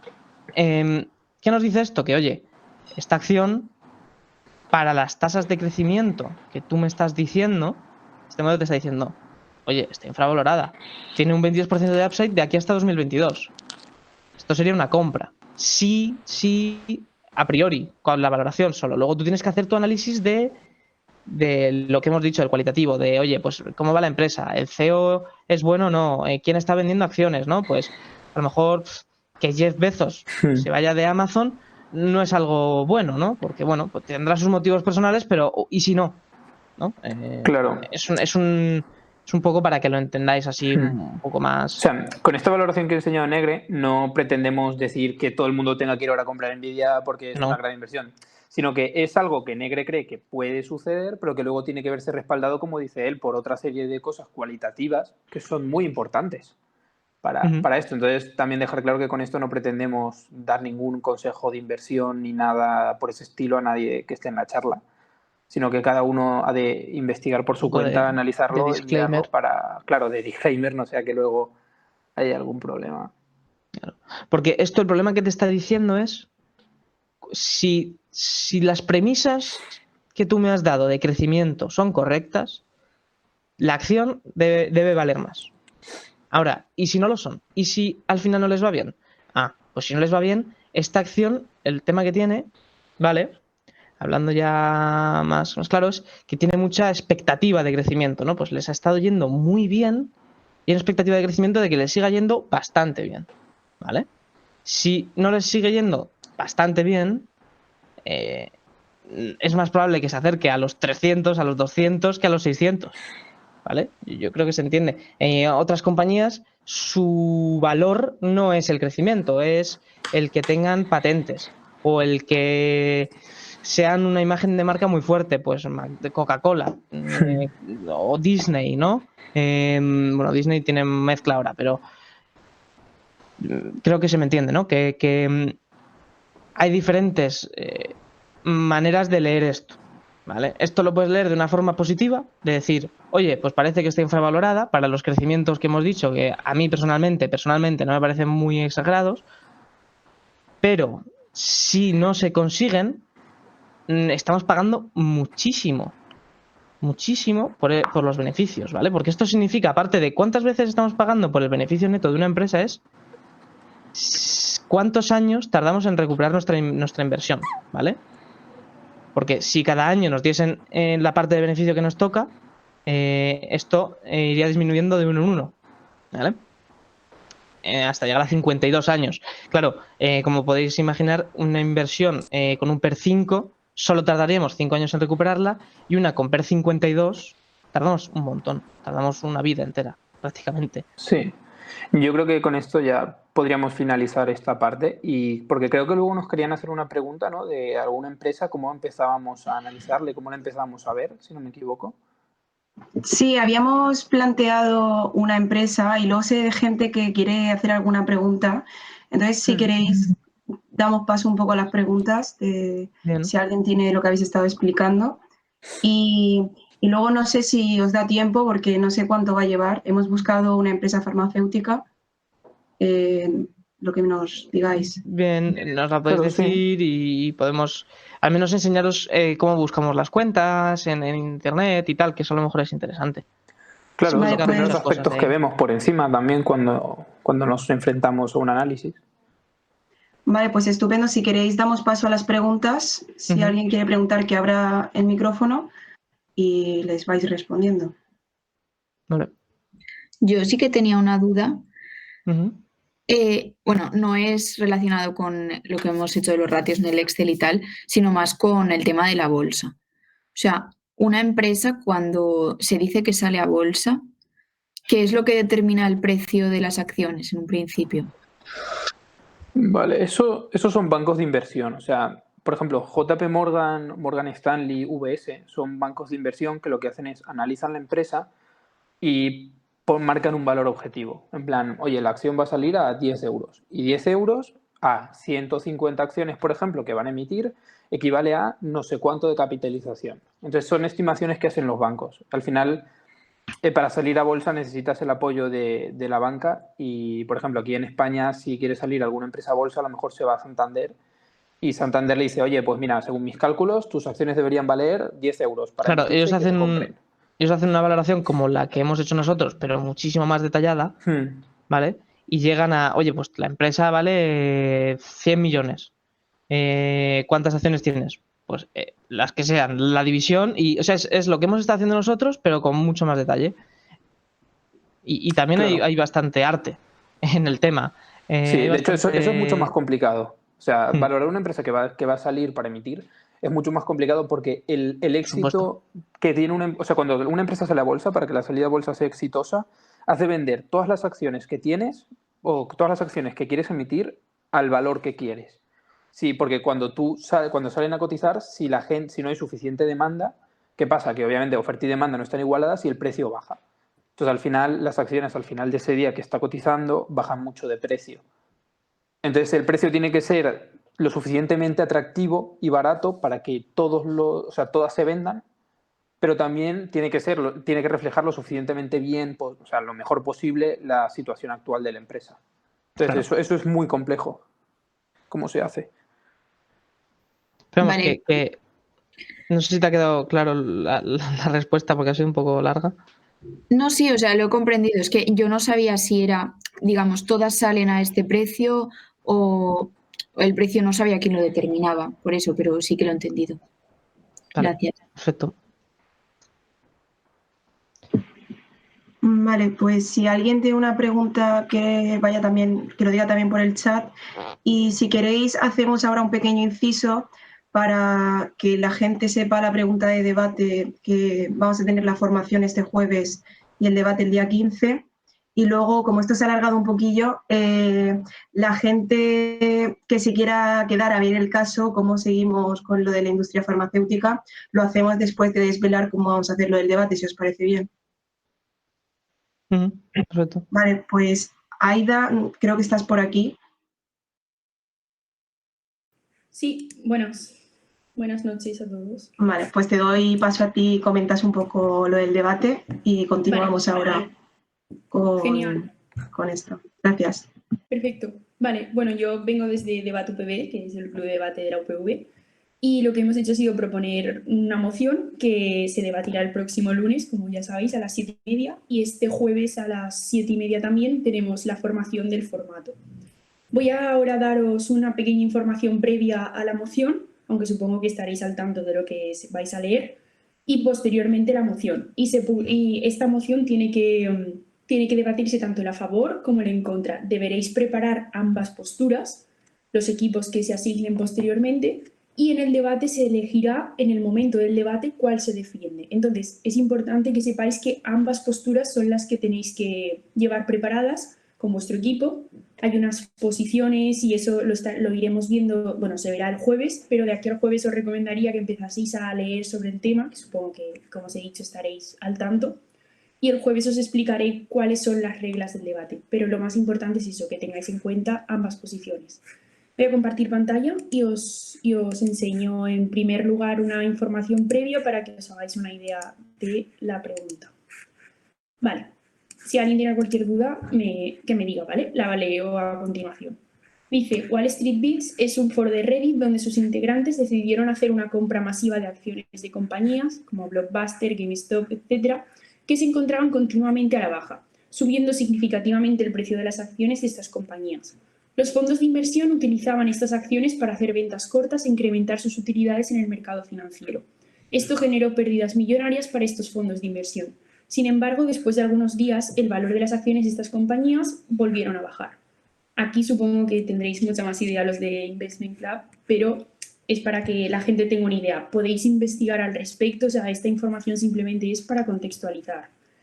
Y la pregunta a debatir, contextualizando con esta problemática y estos acontecimientos que ocurrieron hace unos meses, sería la siguiente, y es: ¿deberían las empresas de trading emplear algoritmos que prevengan y limiten la compraventa de acciones en casos como el de GameStop? Bueno, si alguien tiene alguna duda al respecto, puede preguntarme ahora mismo y se publicará la moción y la información previa en redes por parte de la organización. Sí, una aclaración respecto a ese punto.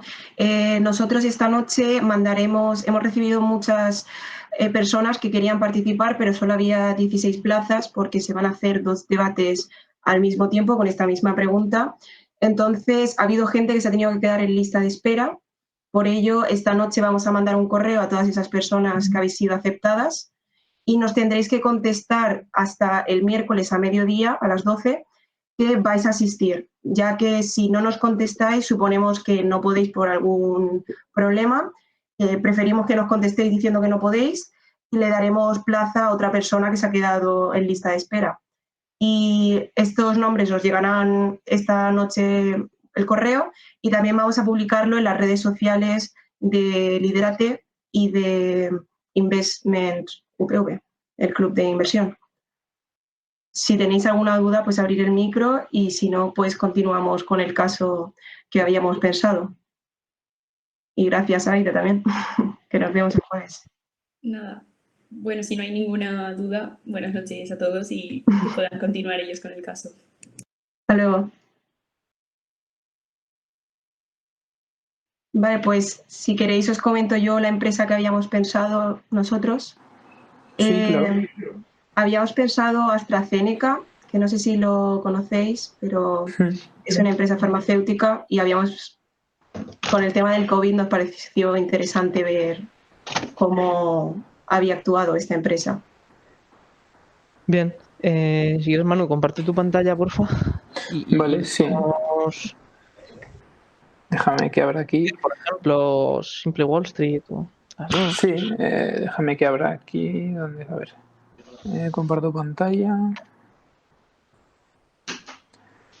Vale, pues a ver, lo que vamos a hacer ahora es rápidamente os vamos a mostrar lo que hacemos nosotros a la hora en el club, cuando alguien dice, oye, creo que esto sería una buena idea o vamos a investigar esta empresa, lo primero que vemos, ¿vale? Pues mirad, o sea, nosotros primeramente nos metemos en esta página que es Ticker, que es un terminal de inversión en el que tú puedes buscar una empresa como por ejemplo AstraZeneca. Aquí, AstraZeneca PLC. Entonces, te salen todas las cuentas y lo que hace la empresa. Entonces, como veis aquí, por ejemplo, tenemos la cotización de la empresa, lo que ha hecho desde el 2005 que empezó a cotizar hasta la actualidad, el momento actual. Entonces, nosotros, como nos centramos en lo que es el análisis fundamental, pasamos un poco de lo que es la gráfica de precios y nos vamos directamente a mirar las cuentas. Que, por ejemplo, aquí las podemos ver y lo vamos a ver desde el 2010. Vale, entonces, por ejemplo, no sé, Negre, a ver, ¿a ti qué te parece? A ver. 33, 24, o sea, les va bajando el... Sí, por lo que podemos ver, mirad, aquí en el revenue tenemos los ingresos. Pincha, y podemos se puede hacer gráficos. La verdad es que esta página está muy bien porque sí, se puede hacer esto, tú pinchas... Mirad, estos son los ingresos. Entonces podemos ver que en 2010 AstraZeneca tenía más ingresos que ahora en el 2020 y que los ingresos iban disminuyendo más o menos hasta el 2016, o sea, 6 años continuados de menores ingresos y pérdida de ventas. Por lo cual a mí en un principio no me inspira mucha confianza, la verdad. Nos está recuperando un poco. ¿Sabes lo que pasa? Que con estas farmacéuticas yo creo, Manu, que depende tanto de los medicamentos que saquen, las patentes que tengan, ¿no? Sí. Que es muy variable esto, ¿no? Porque mañana, pues eso, con la vacuna del COVID ahora les irá bien durante varios años. Sí, las farmacéuticas tienen ciertos aspectos que es que dependen muchísimo de los medicamentos. Los productos que sacan son medicamentos y al final se gastan una millonada, como veis aquí, en Research and Development y en Selling and Administrative. O sea, se gasta muchísimo dinero en hacer el marketing de sus medicamentos y se gasta muchísimo dinero en poder desarrollarlos. Entonces, si una patente se la tiran atrás a mitad de lo que es el proceso de patentado del medicamento y no le dejan sacarlo al mercado, pierden muchísimo dinero. Entonces, son muy dependientes de las patentes y de las aprobaciones de estas patentes por las organizaciones es un poco de salud. apuesta. Sí, o sea, a futuro dependería de las patentes que tengan y de si estas patentes son aprobadas o no. Por ejemplo, a ver, mira, ¿veis? Es que incluso el beneficio ha pasado de 8.000 millones a 3.000, o sea, prácticamente se ha cortado a un poco más de la mitad. A mí la verdad es que me da un poco de miedo. Precisamente los revenues han estado recuperando, pero los beneficios no. O sea, que en alguna parte los gastos se les están comiendo. Sí.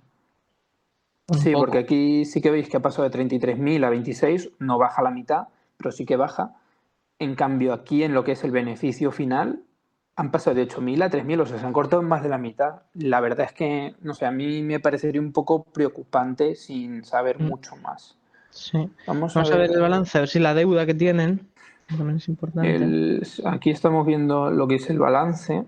Vemos el efectivo que tienen. Podemos ver que se han comido prácticamente un poquito menos de la mitad del efectivo en los últimos años. Y aquí podemos ver, mirad, la deuda a largo plazo ha aumentado bastante, prácticamente se ha doblado en los últimos 10 años. La deuda a corto plazo se ha multiplicado prácticamente por 5. Sí, bueno, pero no es mucha. No, tampoco es mucha, la verdad. Y tampoco, a ver, total, mira, vamos a enseñar, por ejemplo, cómo haríamos, pincha en el equity y en Mira. long term debt y hacemos, pues es un ratio muy, muy útil, que es ver qué parte del patrimonio neto mira, es deuda, ¿vale? Y lo que podemos ver es todo. O sea, el total equity es lo que os enseñábamos como patrimonio neto, que es el total de dinero que pertenece a los accionistas.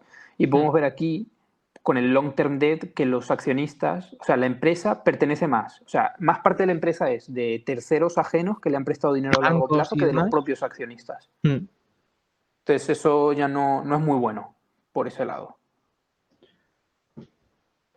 Y claro, imagino que todos los ratios de retornos. Mira, total debt, net debt. Pero también, mirad, aquí tenemos, mira, esto es la deuda neta, que es la deuda total que tiene la empresa menos el efectivo, y podemos ver que ha aumentado bastante. O sea, aquí, por ejemplo, al ser negativo, el net debt, al ser deuda neta menos efectivo, podemos ver que la empresa tenía más efectivo que deuda, cosa que El net cash, es como muy decíamos. buena. O sea, esto es muy, muy bueno. Y podemos ver que, vamos, se ha crecido muchísimo. O sea, que el nivel de efectivo que tiene la empresa o que puede generar con respecto a la deuda ha bajado bastante. Luego, a ver, déjame que quite la gráfica esta. Vamos a ver, por ejemplo, aquí el cash flow, que es el efectivo que genera. Podemos ver que en 2020 ingresaron 3.196 millones, pero generaron 4.700 de sus operaciones en efectivo. Sí, no, efectivo están generando. Generan bastante menos que en el 2010, pero... Es que esto puede ser que tuviesen ellos un fármaco de uso diario, digamos, y no han hecho nada en 5 o 6 años. No han sacado ningún medicamento. Por ejemplo, Moderna no tenía ningún medicamento lanzado al mercado hasta la vacuna del COVID y tenía como 15 o 20 años la compañía. Claro, Pues también puede ser, porque esto habría que estudiarlo más a fondo, pero porque, por ejemplo, si la Seguridad Social recomendaba o mandaba o financiaba algún medicamento de AstraZeneca, pero luego se han pasado a uno genérico, esto puede haber provocado la disminución de los ingresos también. O que les hayan denegado muchos medicamentos. Nosotros aquí lo que hacemos es una primera vista de qué más o menos está pasando en la empresa y vemos los puntos que nos llaman la atención, pues el tema de la deuda, el que genera mucha caja, el que los revenues están bajando, en fin, todo lo que hemos ido comentando. Y luego, pues buscamos el porqué, pues o noticias, o vamos a veces a documentos que ellos sacan a la prensa que explican el porqué. En fin, una serie de cosas, ¿no? O sea, a lo mejor desde 2010 es muchísimo, ¿no? Para ponerte a buscar noticias y demás, pero a lo mejor lo haces desde 2015, ¿sabes? Mirad, por ejemplo, pero para aquí ver tendencias es mejor tener muchos datos. Podemos ver los ratios de retorno. Returns on assets es la rentabilidad que obtienen de su estructura productiva, de sus activos. Y podemos ver cómo se ha disminuido muchísimo desde el 2010. O sea, que cada vez sacan menos rentabilidad por todos los activos que tienen. Luego, el return on equity, por ejemplo, es la rentabilidad que obtiene el accionista de su parte de la inversión. Y podemos ver que esta también ha disminuido bastante desde el 2010, de un 36 a un 20. Luego se ha mantenido bastante estable. Sí, luego se ha mantenido, pero por ejemplo también los márgenes, que estos son los márgenes de beneficio, uno de los márgenes más importantes es el del EBITDA, porque te indica el margen que tienen de su operativa, o sea, el margen total que tiene la empresa de la operación que hace. Y podemos ver que ha pasado prácticamente a ser la mitad. Y el margen de beneficios también. El de beneficio neto también, se ha ido a la mitad. Sí, en un principio no me parecería una empresa atractiva para analizar. Para enseñar también... No sé, Negre, ¿tú qué opinas? Ah, sí, perdón, no sé. Pon a ver el el EBITDA margin y pon Moderna también, para ver la comparación. EBITDA margin, Porque a veces sí, mira. dices, un margen de EBITDA del 26. ¿Eso es bueno, es malo, es mucho, es poco? No lo sé. Tengo que compararlo con sus competidores. Claro, mira, podemos poner Pfizer, por ejemplo, que sé que cotiza. ¿Ves? Aquí estamos poniendo el margen de... pon Aquí tenemos Pfizer el, y pon el Moderna. EBITDA margen. Esto es el margen sobre, o sea, el margen operativo que obtiene la empresa. El azulito es el de AstraZeneca y el negro es el de Pfizer, por ejemplo. Entonces podéis ver como aquí el último, el del 2019, AstraZeneca tiene uno de 22, pero claro, Pfizer tiene uno de 40, o sea que obtiene... También Pfizer tiene muchos más medicamentos. Pon Moderna, añade Moderna tiene Moderna ahí. menos, vale. Vamos a poner... Moderna solo tiene la vacuna del COVID, creo. Aquí está Moderna. Bueno, claro, ¿Ves? Moderna... Moderna es un mal ejemplo también. Moderna Porque no. es que tiene pérdidas. Moderna es que tiene muy pocos medicamentos. No, pues No sí, sé, vamos a ponerlo Moderna, con Pfizer que AstraZeneca, nos sirve. Pfizer, Gillette... No, Gillette también era una... No, Gillette Sí, Science. Gilead, sí. Esta. Por ejemplo, mira, aquí veis los de Gillette que son de alrededor del 47. Los márgenes de EBITDA. Si metemos también los de Pfizer para que se vean. Podemos ver que los de Pfizer están aquí, o sea que Pfizer y Gilead están más o menos igual. ¿Qué Sí, no parece otra? muy atractiva. O sea, a lo mejor con carácter especulador, ¿no? La acción, pues oye, si la puedes comprar en un momento que baja, por ejemplo, ahora mismo la bolsa está bajando de la nube esa que tenía de los activos más riesgosos, ¿no?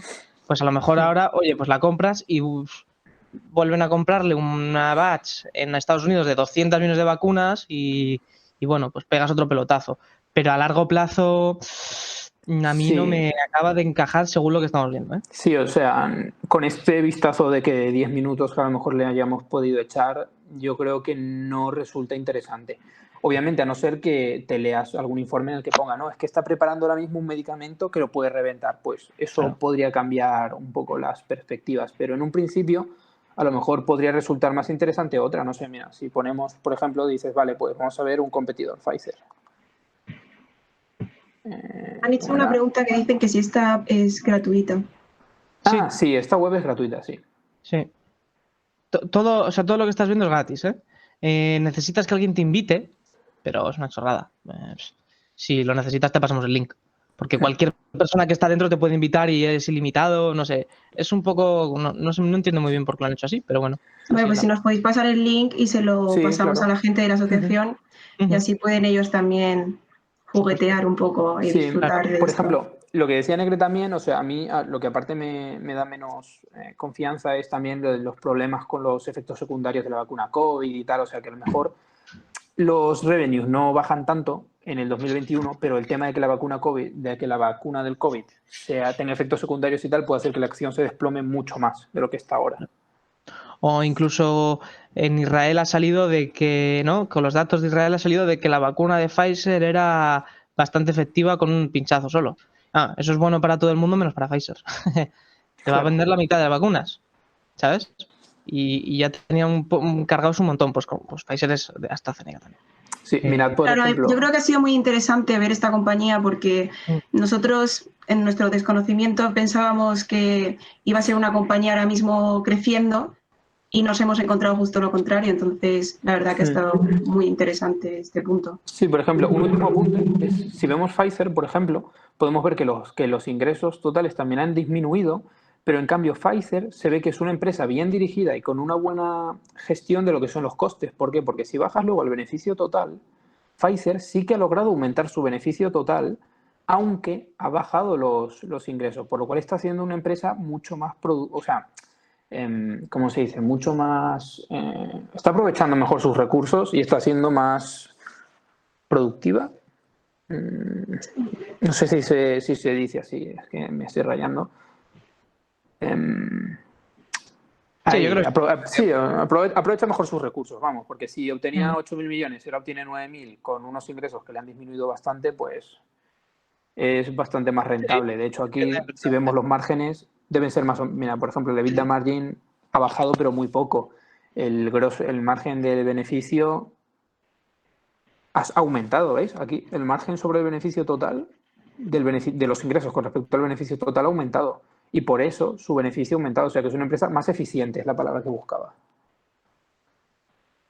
Vale. O sea que, por Pues- ejemplo, Pfizer podría ser a lo mejor algo más interesante que AstraZeneca. A Sí. simple vista.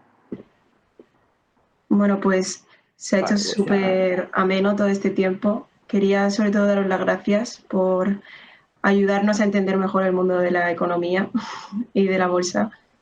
Y bueno, a todo el mundo decirle que les esperamos en la formación de debate, que va a ser el próximo jueves a las 7:30.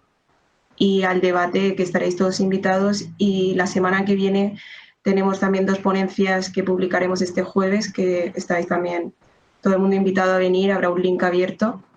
Y de nuevo daros las gracias a Manu y a Jorge porque habéis dedicado 2 horas de vuestro tiempo y ha sido un placer, la verdad.